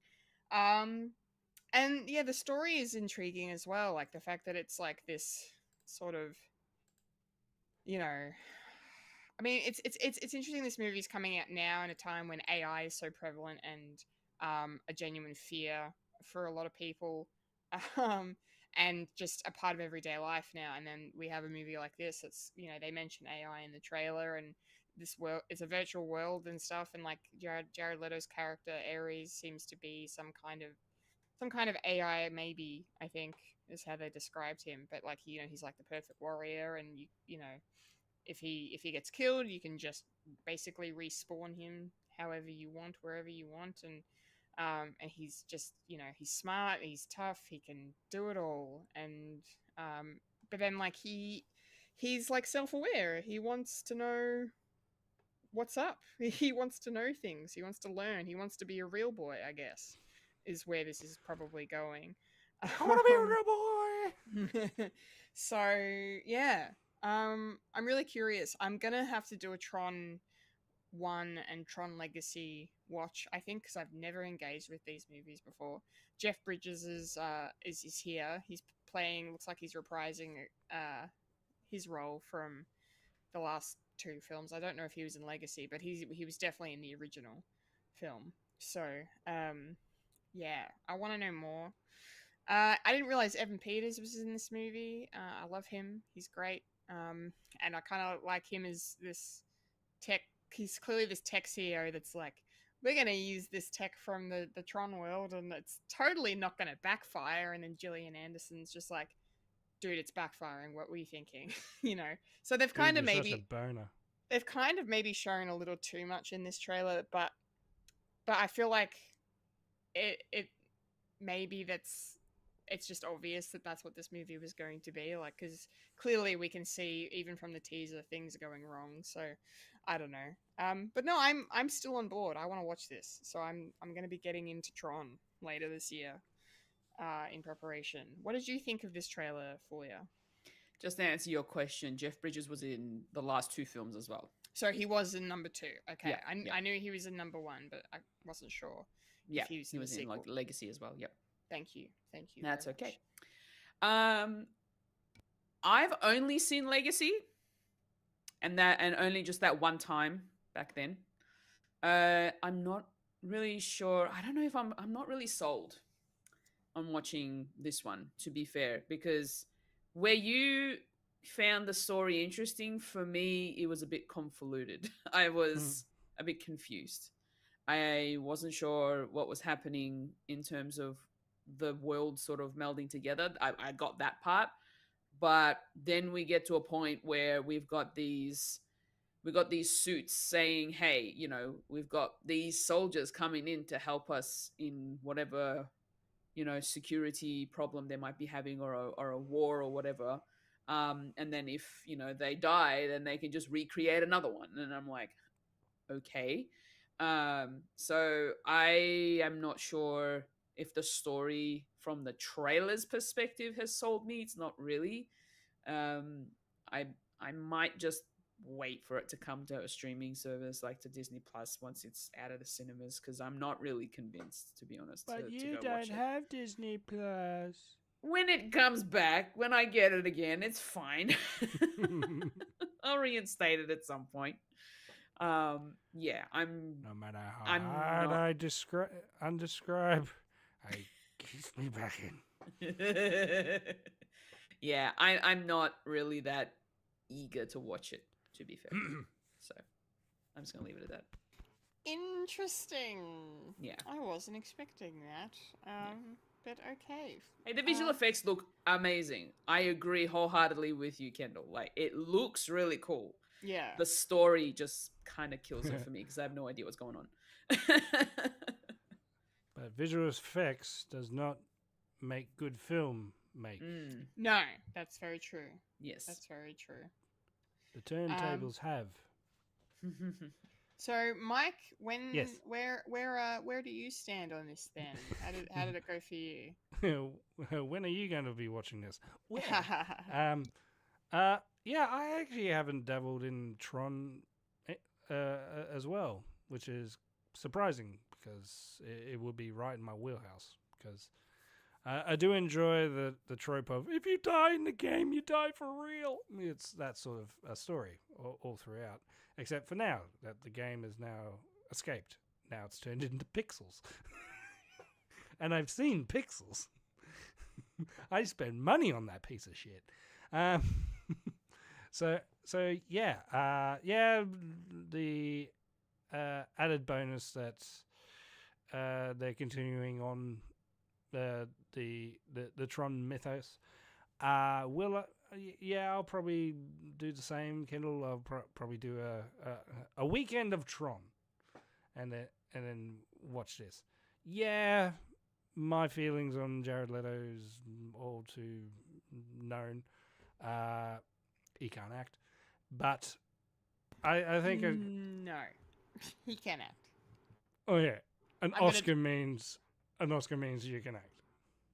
Okay, I know how you feel about it. Suicide Squad is better than the Suicide Squad because it's got a fucking trophy. Okay. Thank you. I rest my case. Anyway. Yeah, I'll probably watch this regardless. I mean, I watched Blade Runner insert number here, and he's in it as well. So it's fine. It's fine. But will I see Morbius? Maybe. I'm still thinking I'll probably do a double feature of Morbius and Madam Web in the same night, and just have my brains melt. I've done that. Yeah, I've done that. When I rewatched Morbius with a friend, and then we both watched Madam Web together for the first time, and it was hilarious because it was just bad. Yeah. Who needs ketamine when you got those two movies? So when is this movie coming out, Kendall? Yes. Tron Ares will be in cinemas also in October on the 9th. So a couple of weeks before Mortal Kombat. Let's call it Canaries. Canaries. All right, we got one more trailer to discuss. And this might have been my favorite trailer of the bunch, actually. And I have questions for Fulya because this is a teaser trailer for an upcoming, it's Korean, I believe. No, it's Japanese. Japanese, excuse me. Jesus, That's okay. I've been watching Squid Game so much. It sounded. Sorry, that was. And terrible. I've been watching K-pop Demon Hunter. Oh, nice. Nice. I need to watch that. Everybody's been hyping that up. It is fucking good. It is so fucking good. Okay. Yeah. My little girl was up dancing like in every song. It was like, I am a good dad. And it's such a bop too. It's nice. So great. Yeah. No, I've heard the soundtrack's also amazing. Yeah. Can't wait. Okay. Nice. Anyway, Japanese. It's Japanese. Exit 8 is the name of this film. It is an adaptation of a video game. And my question to you, Fulya, I know I'm not throwing to you yet for your thoughts, but this is a horror. Psychological. Okay, but you played this game. It looks creepy as shit. It is creepy as shit. Yeah. I had to play it at Extra Life last year. Oh, really? Okay. It was one of the incentives, one of the goals we would unlock, that if we reached a certain donation goal, that I would sit down and play the Exit 8. Oh, great. Okay. All right, now it makes sense, because I'm like, Fulya wouldn't go out of her way to play this game. And believe me, if you go back and watch that stream, you'll hear me shriek and squeal a lot. Even in a room where everybody's there to support me, kind of like hold my hand, if you will, I was still freaked out. That's amazing. I'm gonna Even go though back and I've seen so many other people play that game, and I was even just watching them, it would jump scare me. But then after, but yeah, and then when it came to my turn to actually play it, oh my god, my anxiety was like up here. Fantastic. Okay, that's awesome. I'm gonna go back and watch the Extra Life stream now to find you playing this. Because yeah, this looks great. This is right in my wheelhouse. And the Japanese do horror in a really cool way. I'm a big fan of Japanese horror, so yes to this, 100%. I may even play the game, to be honest, because it reminded me of like a creepier version of the Stanley Parable.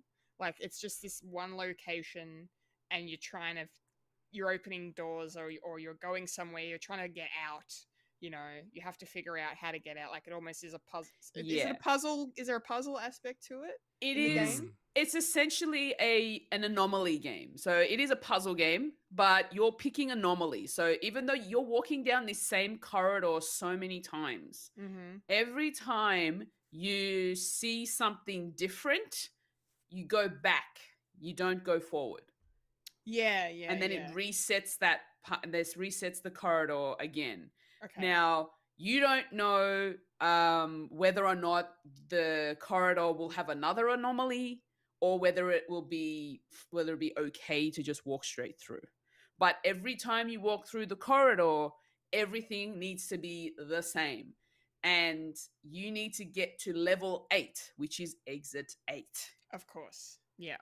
Okay. Yeah. All right. Nice.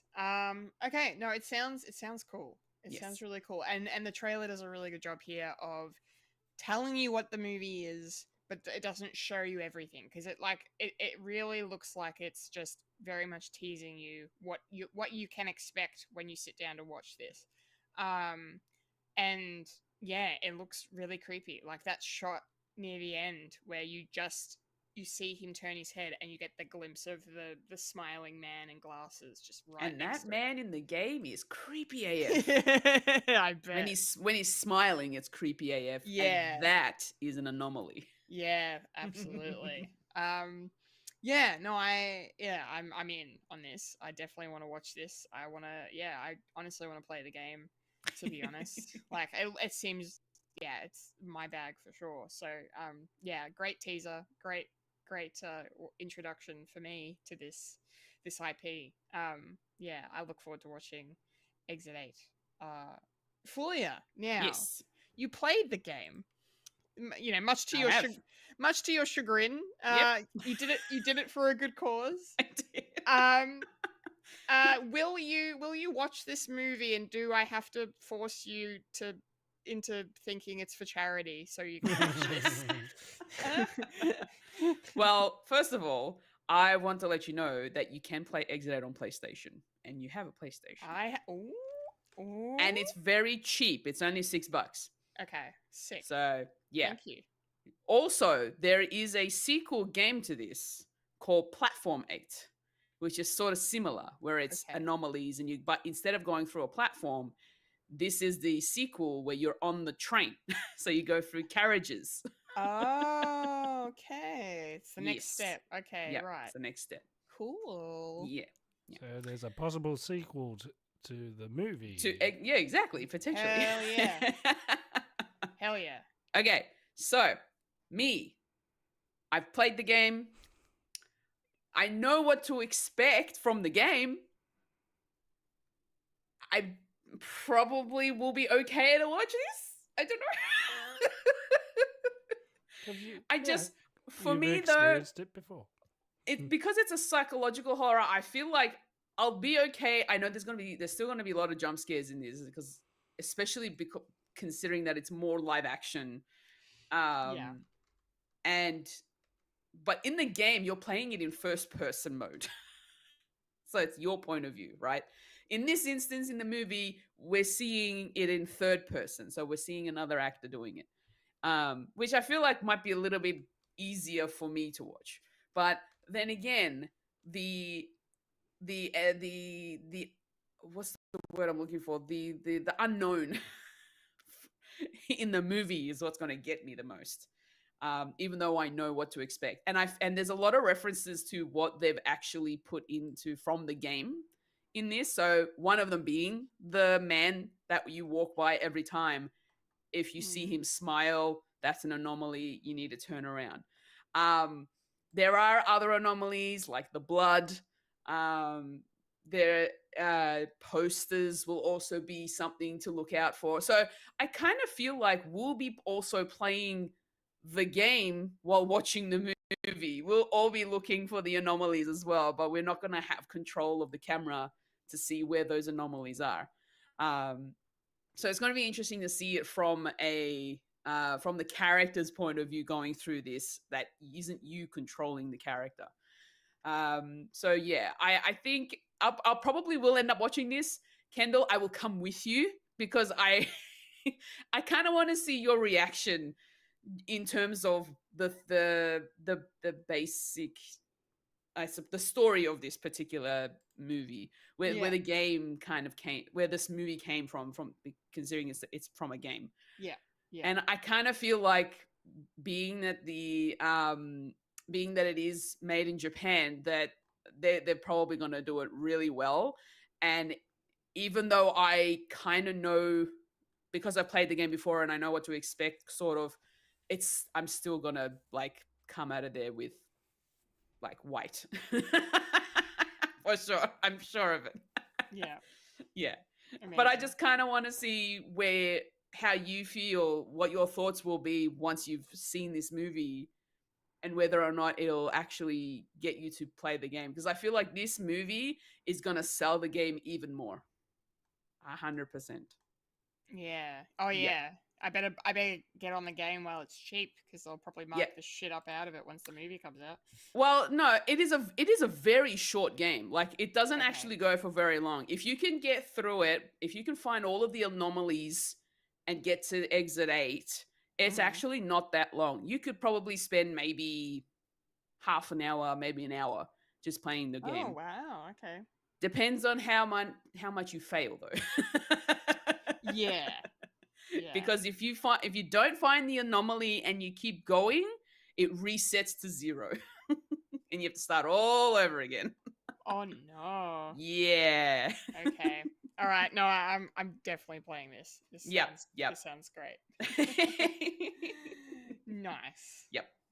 Okay, and you're definitely watching the movie. I love this. This is so great. And it's probably the only horror movie that you're gonna get me to watch. Amazing. This is like, oh, I'm so happy right now. Amazing, Fulya. Cool. Mike, shall we go to you? Wanted to bring it to everyone's attention. Yeah, thank you. Absolutely. I'm so glad I remembered to put it in, because this is actually the best. So yeah, thank you. Thank you for showing us Exit 8, Fulya. Appreciate that. Mike, I'm really curious for your thoughts as well. What are you, as someone who also likes horror like myself, how did this teaser go for you? Well, I can't really talk that much, because after Fulya's, that's fantastic. She can watch scary stuff now. No. Just this one. Just this one. Okay. This is the gateway drug. When I watched this, I thought this is very familiar, because I've actually seen people actually play this game, and when I was watching it, I was like, this is somewhat familiar. This is based on a game. That's cool. That's going to be interesting, because it's first person, so everything that you see. So adding the sort of a film touch. A film touch, and actually having a main character on this, and it looks like the character's name is called Lost Man. So no names, no one gets a name. I like that. You don't know the protagonist's name. You don't know the name of the man that you see in the corridor. It's just everybody's nameless. Yeah, the name is called Walking Man. So there you go. So, and you don't know, it's like, oh, is this hell? Is this purgatory? Whatever. But I like it that it's very vague, and it's just, dropped into this scenario, and you have to get yourself out. I like it. I like it a lot, and I will watch it. I'll watch it with you all. When is this coming out? Well, I don't really have an exact Australian release date. I did see, like, Google AI thinks it's coming out on the 29th of August, but there's nothing on any of the official, like, websites that I use for tracking release dates. But I did happen to see that it is playing at the Melbourne International Film Festival next month.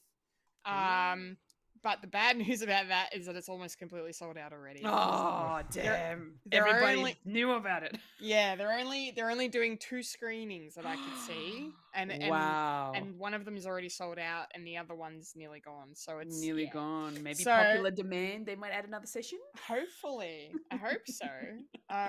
Because I want to see it. So and then hopefully it just comes out in a wide release. Just Well, like that's what- Google AI thinks on the 29th Yeah, of August. that's what the but we'll see. festivals are sort of for. It's like having a taste, and it's like, oh, Yeah. is there a demand here? It's like, sweet. Yeah. And Let's especially push when, it out when to the it's cinemas, yeah. foreign film. Yeah. They're And high risk. Yeah, and it has Australian distribution. Umbrella Entertainment is distributing it through Australia and New Zealand. So Cool. So I it'll love- probably come to Blu-ray DVD. So at Yeah, DVD. yeah. I'd I say love so, Umbrella. yeah. You get a lot. Yeah. You get a lot of good stuff that's out of print. Yeah. Yeah, they're great. I want to just quickly mention I'm having a look at the reference photos on IMDb, and we're looking at I'm looking at the walking man. It's just a literal, like, just a shot of him dead center, and he's smiling, and it looks so innocent, just looking, and it looks fine. But then when you see it in the trailer context and the way that they angle the camera, and then the slow pan, and he's just right there, and with the music and the sound effects, oh my god, that's so creepy. So creepy. Should be good. Yep, nice. Alrighty, that's Trailer Park done for this week. We're rolling out and getting straight into the wibbly, the wobbly, the timey, and the wimey. It's time for Popcorn culture. Oh my god, Fulya has actual popcorn. I have the popcorn. Oh, Yeah. my favorite. My precious. My precious. I got a little bit of popcorn in the house. I got a It's when giant bucket. Yeah, same. But it's on the it's A little bit left. It's when my wife and my daughter went to see the Smurfs. Oh, nice. No, I need to. I think Kendall's Christmas present is going to be this giant bucket of popcorn that I bought. Pre-made popcorn, buttered. Let's go. Would you get one of those big plastic body pillow like size? No. popcorns? No. The bucket is literally about this big, but it's the grammage surprised the hell out of me. It's only 185 grams, Yeah, Oh, even though the Okay. bucket's so big. it's so big. Yeah, it's still. that's where you get the body pillow size. Yeah. Bag Popcorn's of very popcorn. light. Yeah, One is very you light. get that, and, Yes. and you eat it for 3 months. Mm. Oh my god. Speaking of popcorn, Popcorn culture. of Yeah, course. let's get it. Let's I mean, get I'm into it. excited to talk about Doctor Who, but I'm getting tired. I know, same. The wheels are turning downward. Yes, Doctor Who. We're back in our Doctor Who space. This week, talking about Series 7, Episode 3, A Town Called Mercy. And yeah, my overall thoughts. I really enjoyed this episode of Doctor Who, and I was really surprised that it only has a 7.2 rating on IMDb. I would have expected this closer to an 8. I think, or if not an 8, because some of the themes that are explored in this episode with the Doctor are fantastic and very well written. There's so many, just double meanings for things, and like the fact that the town's called Mercy, and then it's the whole theme of the episode is kind of mercy related, like when to use mercy, when not to do it, and what are the consequences of that. So I just thematically, this episode is phenomenal. I think I really liked it, and it's funny too because I don't really like westerns. Like westerns are not really something I go out of my way to watch. So yeah, the fact that it was a Western context set in the 1800s, just after the end of the Civil War in America, and here we are, and it's the Doctor and Amy and Rory and the cyborg assassin. Yeah, I was really impressed with the writing, especially in this. Yes, go on. You don't like westerns? Not really, no. Firefly. Firefly's an exception. That's a space western. It's a space western, It is and space it's western. Joss Whedon. So Okay. I know his name carries no salt now, but back in the day, it definitely did. Yes. Don't worry. There are Western aspects of Firefly that I don't enjoy. Firefly is a great show, but when it leans more into the Western over the sci-fi, I definitely like it less. But you still need to watch it, Mike. Anyway.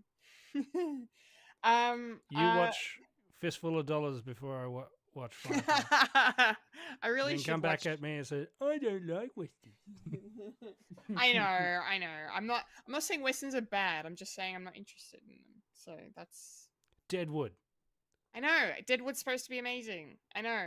Unforgiven, amazing. I know. I don't care. I'm sorry. I don't care. I don't care. Shut the fuck I don't up. like cowboys. I don't like it. Anyway, we're not here to talk about me not liking cowboys and westerns anymore. But what I loved most about this episode is that an actor who I am a fan of showed up in this, and that is Ben Browder of Farscape and Stargate SG-1 fame.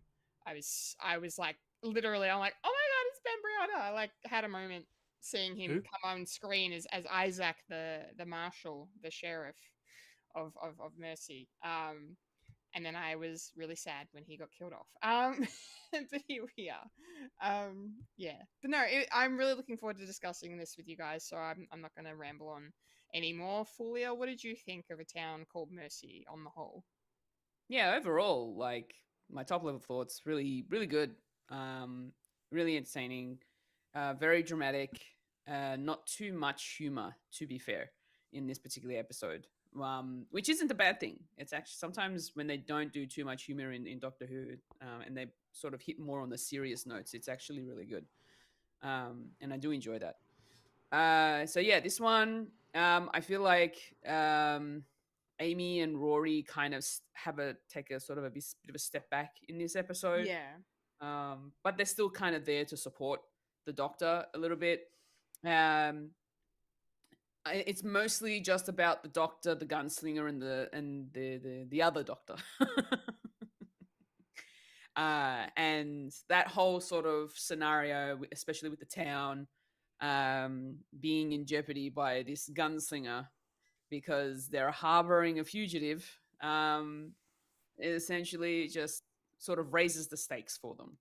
And the thing that I really love the most is when the Doctor goes exploring on a horse, you know he's gonna stop by and find out some information. And then the information he finds out is not great. And then things turn very dark. And that's the aspect of this episode that I was actually enjoying more. The moment that he finds out about certain things, and yeah, just overall, like you're always on the edge of your seat when that point hits, and then just for the rest of the episode, and you're like, oh, what's going to happen next? And you know, is he going to survive? Is he going to give him up? And yeah, so that whole kind of like anticipation and that roller coaster ride throughout this episode actually made it very entertaining. So I really enjoyed it. Nice. Mike, I'm curious as to what you think of this one amongst the peak prime Moffat era of Doctor Who. How does this episode work for you? Well, this wasn't written by Stephen Moffat. No. But overall, I did enjoy this story because it had a unique presence, because we haven't seen a Western in Doctor Who since the Gunslingers in the 60s. So it's a couple of years since, and that was a fun episode. It took place of the massacre at OK Corral, so That was a bit of fun. And the Doctor got confused with Doc Holliday, which is fun. That's a good episode. And it's also singing. It's the first like musical version. Anyway, this episode. I love the aspect of science fiction entering into a different genre. With the protagonist that we know of, the cyborg, being like this menace, and then just like a Western, a stranger walks into town and helps out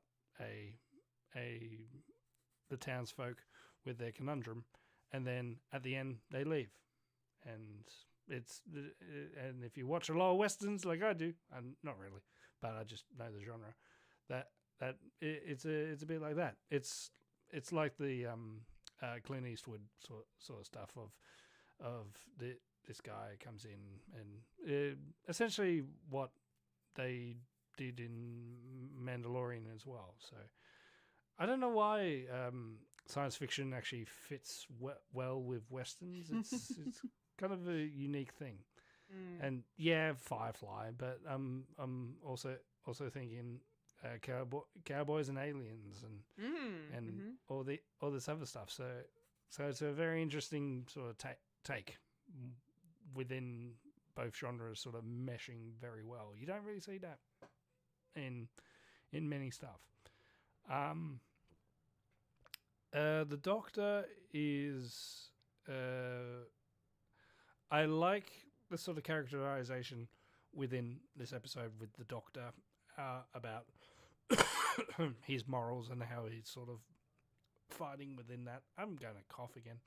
And yeah, unfortunately, Rory and Amy don't really have much to do except for the key point of you can't be alone. And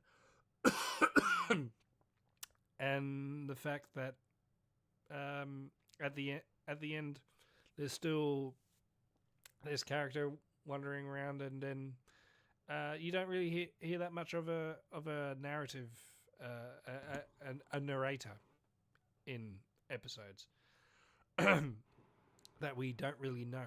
So it's kind of an interesting story that it's doing of this characters in a voice that we don't really know, and will this play into more stuff in the future? I can't remember, but I don't think so. But I do like this sort of episode that doesn't really have an overarching thing. Like the start of this season doesn't really have an overarching thing, which I actually quite like. It's more to do with each individual episodes as they happen. So that's why I kind of like season 7 and how it's not really that connected, but we are sort of ramping up to a mid-season break, and then at the end of that, it starts ramping up into what will be the 50th episode. So I like these stories, like being by themselves and just being great in their own merit. And this episode was great. I'm going to have a glass of water. Thank you. Thank you very much for that. Getting right to it, before we all get too tired and delirious, I kind of wanted to discuss a couple of big themes in this episode. The first one, of course, being the main one, and that's kind of, you know, the way the plot develops to a point where, like you mentioned, Mike, we have this, this person has come into this town and has like helped this town better itself and look after itself, but then there's a twist on who this person is, and they've actually done some really bad things. So we find out that this doctor, from this, other world, whose name is Carla Jex, he's a war criminal essentially, and you can make comparisons to some of the Nazi scientists, if you will, as sort of like a to have in your mind, you know, experimenting on his own people to make these cyborgs, to make these, you know, abominations in order to help win a war, sort of thing, you know. It's yeah, it's pretty heavy stuff. But I really liked how, like, because this episode sets up the Doctor as he's so happy to meet this Jex. Like, he's like, oh my god, I've heard of your race. Like, this is wonderful, and like, I'm fascinated by your ship and your tech and how you've helped these people and all this stuff. Like, it's all, you know, sunshine and daisies, and it's just the Doctor and he's like most endearing. And then the second he finds out that he's bad and did bad things, the Doctor flips, and it's just the rage comes out. And Matt Smith plays it perfectly in this episode. He always does. It's just, I love these episodes where you get to kind of see both sides of the Doctor's coin, if you will. But then, of course, we get kind of brought in with this whole argument of the Doctor wants to then kill Jex. He's had enough. The Doctor's at his wit's end. He's had enough. I'm like, this is great. Seeing him just absolutely crack it and be like, he has to die. He's got to die. I'm gonna push him out so the gunslinger can come and kill him, because of what he did. And I loved when, like, one of my favorite scenes in this episode was when the Doctor and Amy are kind of having this discussion about what's the right thing to do and what's, you know, when to be merciful and when not to be merciful. And the Doctor's just like, I've shown mercy to so many of these fuckers and they keep coming back and they keep killing more people, and I'm so done. It's gone. But then Amy's like, she literally says, this is not how we roll. We don't do this. We don't kill people. And she's right. And I just love how they used Amy to make him kind of see, you know, that he needed to get a hold of himself. The morality of it all. Yeah, to really get him to understand, and like, just where everyone in this episode kind of falls on the side of what's right versus what's wrong, because obviously Isaac wants to, you know, he wants to save Jex for all he's done, and that's why he gives his life, you know, so that Jex can live and have mercy, you know. And one of my other favorite lines in relation to this was, I think it's a line that the gunslinger says, and it's to the Doctor. He goes, when he starts killing your people, you can use your justice. And I thought that was such a good line because I think that really made the Doctor then, you know, go, okay, I will use your justice and you can fucking have him.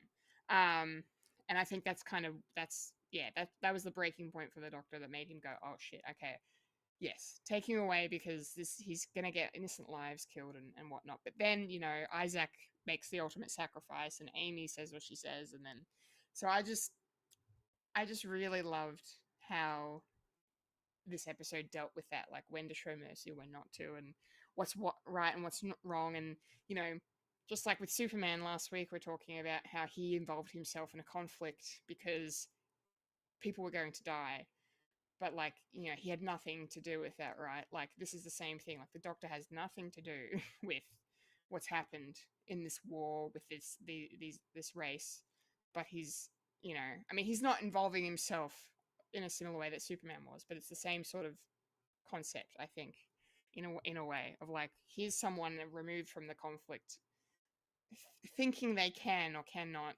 have a say in how its justice is served or or the conflict is resolved or whatever. So I loved it. I thought it was great.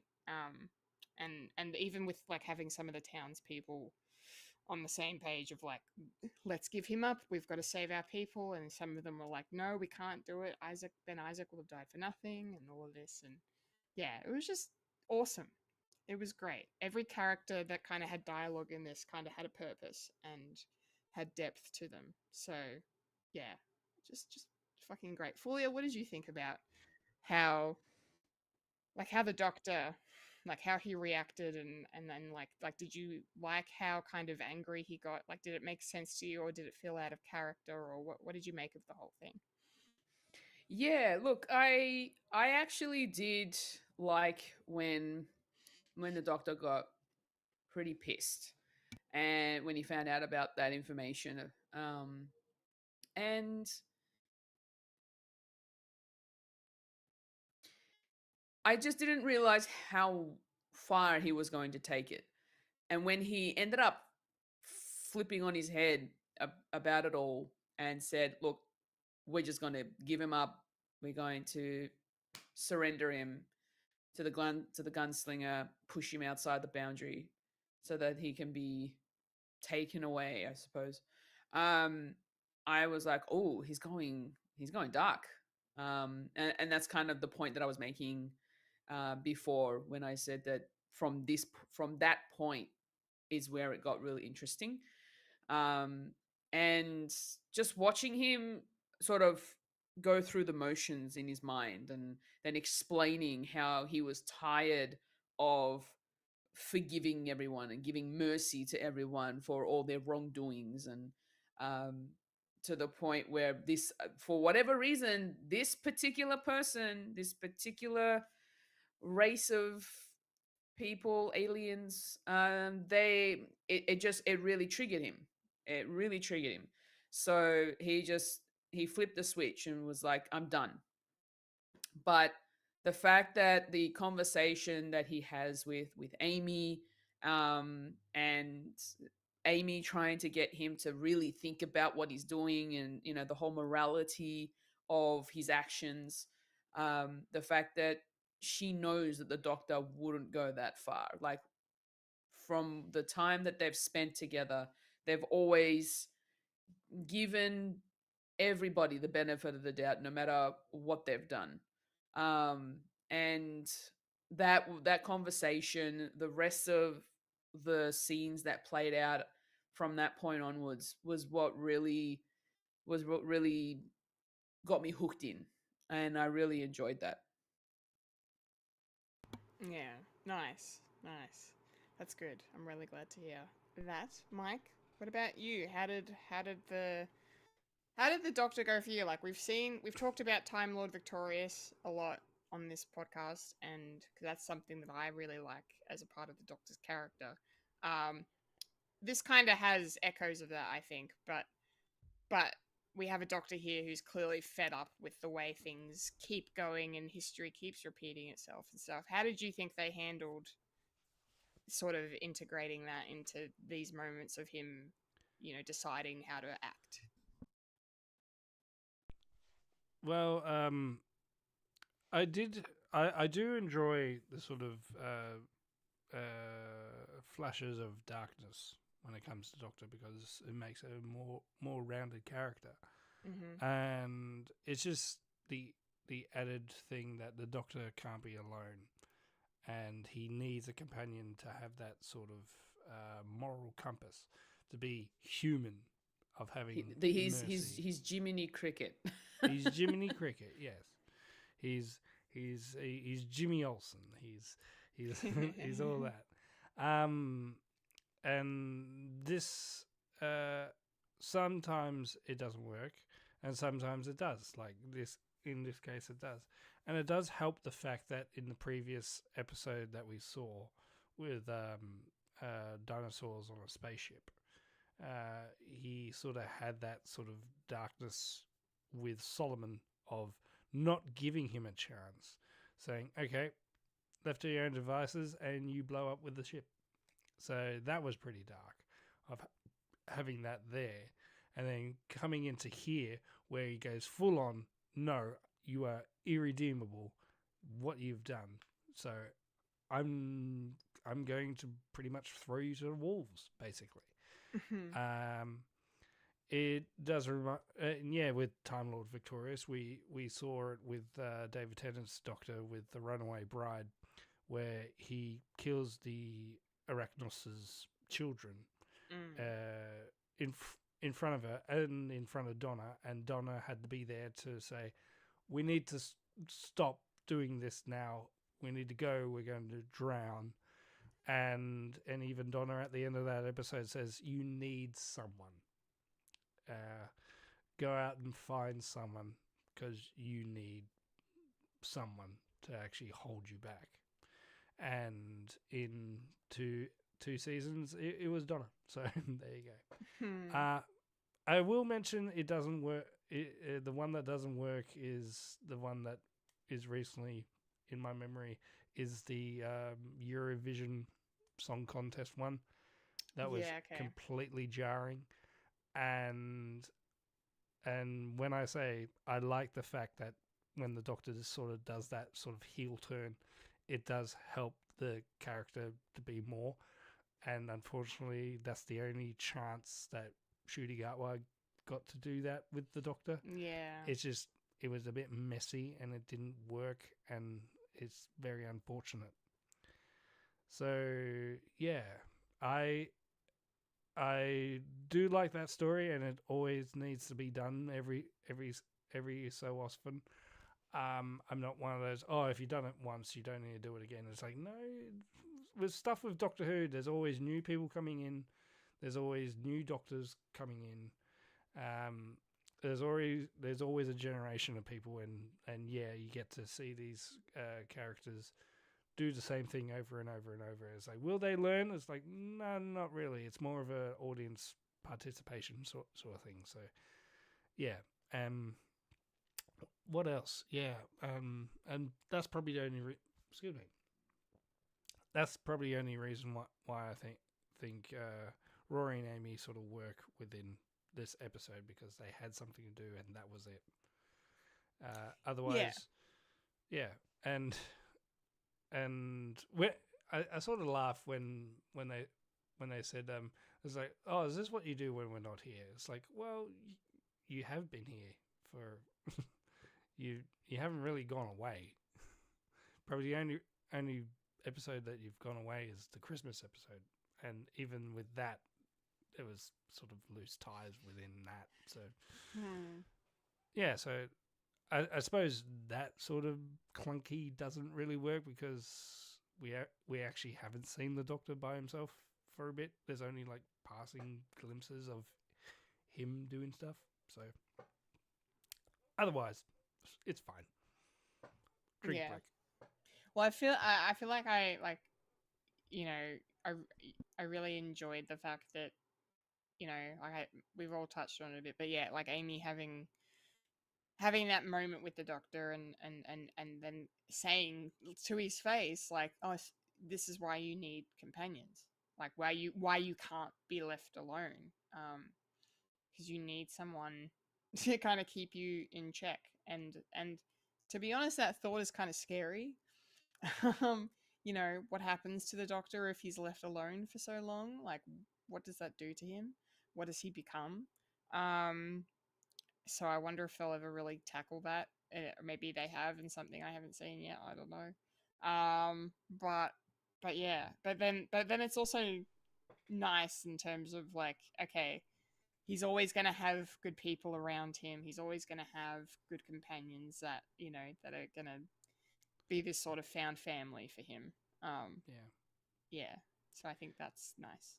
It does remind me when Sarah Jane left for the first time with the Fourth Doctor, and the next episode he's sort of talking to himself as if there was someone there, and I suppose that's a thing. And that episode, he went back home to Gallifrey, and he was framed for an assassination. So yeah, yeah. Whoops. Yeah, he can't be alone with himself. No. Probably that's the reason why he took his granddaughter, because he can't be alone. No one likes to be alone. Ooh, I just went dark. Anyway. Oh no. Well, keeping it dark for a second. Talking about Jex, our antagonist of the episode, I suppose, sort of antagonist, I guess, depending on your point of view. But I found one line that point of view. Nice, Mike. Love an Obi-Wan Kenobi cameo. I really like that the Doctor pointed out to him that, like, you know, when like they're talking and he's behind bars and he's, you know, telling him more of what happened and being like, you know, he's then, you know, removed himself from his own planet. He's come here. He's found this town. He's settled. He's helped them. He's saved lives. Like they mention it a couple of times that a cholera wave spread through them, and nobody died. You know, and back then that disease, you know, the mortality rate was very high. So, Very shady time. yeah. um, and that's noble in its intention, but then when you know what he's fled from and where he's come from and what he's done, I love how the Doctor then throws it back on him and like, you do not get to choose what your justice is. You do not get to choose what your sentence for what you've done is. That's not how that works. You know, getting this comfy bed and this group of, you know, townspeople that look up to you and respect you, like that's, you don't get to choose that, right? And I really liked that, because for me, I feel like Jex is a very complicated character here. You know, being someone who's a scientist, he's very smart, and he was fighting in a war, and he says it in the episode, and yeah, it doesn't make it right what he did, of course not, but like the way he tries to reason it by saying we were at war, you would do the same thing. Like there's another great scene where he compares himself to the Doctor and be like, you, if you were me in this, you would have done what I did. Like that, he kind of like is holding up a mirror to the Doctor in a way. You know, and so some of that was a really fascinating exploration as well, I thought. But and then Jex as well. I didn't expect him, actually. I don't know about you guys, but I didn't expect him to sacrifice himself in order to set things right. Because, you know, the whole episode he's avoiding obviously being captured and executed. And even more so once Isaac sacrifices himself, because then the Doctor and everybody's just like, well, you know, we can't hand him over to the gunslinger, even though it's kind of the right thing to do, but Isaac will have died for nothing. So he's avoiding, and then the episode ends with him, you know, making the sacrifice play and being like, I'm, you know, basically accepting his fate, and like, you know, the fact I like this concept of, you know, their afterlife is this, you're climbing a mountain with all the souls you've wronged in your lifetime, and how that kind of just puts the fear of his god into him, basically, and he doesn't want to do that because he knows it's going to be bad. Like, he's fully aware of what he's done. He doesn't deny it. Whether his reasoning is right or wrong, that's, you know, up to him. But I like the moment of acceptance when he's like, I'm helping myself here by accepting my fate, but I'm also removing this, you know, removing this responsibility from the gunslinger of, like, you know, because he's this monster that he's created, and he's on this path of vengeance for what was done to him, and there lies badness, and Jex is trying to spare him from becoming worse, you know, by removing himself from the equation. And I didn't expect that, and it was actually a really satisfying ending, for me. And then with how the gunslinger was then like, you know, I'm going to go self-destruct, and then the Doctor's like, hang on a minute, this town needs a marshal. So I really liked how it all kind of came together. I didn't really expect it, because I was curious as to how it's going to end. Because I didn't think they were going to kill Isaac off so early, and I was like, oh, okay, where are we going? So yeah, Jex, for my money, was a great antagonist in this story, and really complicated. Fulya, do you have any thoughts on Jex? How did you feel with his arc in this episode? Yeah, Jexu was an interesting character. I kind of had a feeling that we, even though we were introduced to him as someone who was doing good, I kind of had a feeling that he was going to be the bad guy in the end. But the way that it all sort of turned out, he just, the fact that he was afraid of dying, and the reason behind the reason behind him being scared of dying, that one kind of, like what he said kind of hit me, the fact that he would have to face all the souls that he wronged in the afterlife, and that in their culture, that the souls of the people that they've killed or they've wronged would be attached to them while they're trying to climb a mountain, which was really interesting, which means they're going to be holding on to this burden in the afterlife. um so that was actually, that kind of resonated with me a little bit. And the fact that his final words before he ended up self-destructing his ship with him in it, he pretty much said, I have to face the souls of those I've wronged. And yeah, it was, perhaps they will be kind, were his last words. That, yeah, it was sad that he had to go about it in that way. But the fact that he made that decision on his own merit, I suppose, was kind of made it a, I don't even know. Like, even my morality is having like back and forths, Right. Like, Right. thinking about, well, even though you've done all that, it doesn't mean you have to go kill yourself to right the wrongs. Um, and like, there are other means of, what's the word, repenting, or Yeah. kind of like making good on.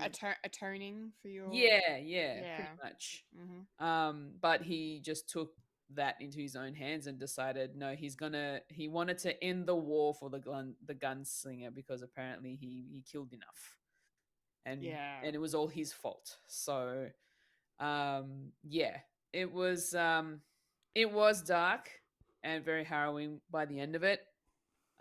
So yeah, like, by the end of it, you kind of feel for Jex a little bit, but then you think, well, if he's gone about doing all of that stuff to people, like all that science, he calls it, um the fact that he's mutilated and killed all these different, like, people, I feel like maybe he got to the end of his time and decided it was time for him to go. So Mm-hmm. yeah, complicated, very complicated character, but yeah, it was really cool. Yeah. Yeah. Absolutely. Yeah. Mike, any additional thoughts on Jex you might have? Yeah. And it's kind of like he had nowhere to go as well. Even if he did escape, where would he go? He'll just be constantly being hunted down. So he took the burden away from the gunslinger. And yeah, whatever you think about self-sacrifice, as well as taking yourself off the chessboard, is not necessarily an honourable thing, but it's a weird conundrum, and yeah, I can't really pinpoint it down, which is good, because I kind of like those sort of episodes that also have not necessarily the big bad this week. It reminded me of like Boomtown, when Captain Jack, we get to meet Captain Jack for the first time. Could he be deemed the bad guy because he actually opened this ambulance pod in the middle, and then all of a sudden all these nanobots were trying to figure out, are you human? Is this a human? And it's like, gotta change you into a little boy with a gas mask on. So there's no real bad guy per se in that episode. It's just the wrong time at the wrong place, and yeah, it's sort of the same for this episode. Sure, he did bad things, and penance would have been good, but I suppose his afterlife is sort of dictated that there is a long road ahead of redemption and all that. So, yeah, I suppose that. What else? Yeah, when he was talking about what happens in war always changes you, and what would have you done? You probably would have done the same thing to stop this war. And in hindsight, the Doctor does do that because we get to learn what he does in the Time War.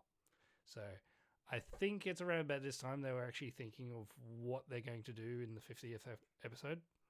50th anniversary episode. So maybe it's the beginning of sprinkling like little things to happen, and maybe this episode having someone who is a war criminal, and the Doctor just flipped, and he's sort of trying to think. Does he learn about Translaw yet? I think there's little inklings about Translaw, so he could be thinking about his mortality and what sort of name that he would actually have. So, yeah, in hindsight, it's a much better episode than most.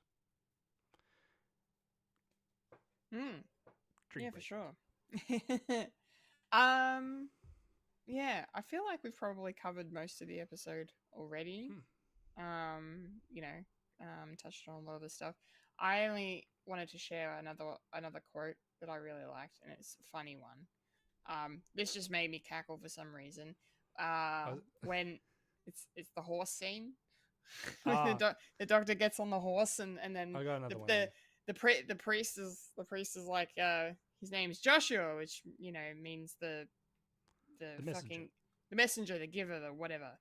And then the Doctor, without missing a beat, he just goes, I speak horse, he's called Susan, and he wants you to respect his life choices.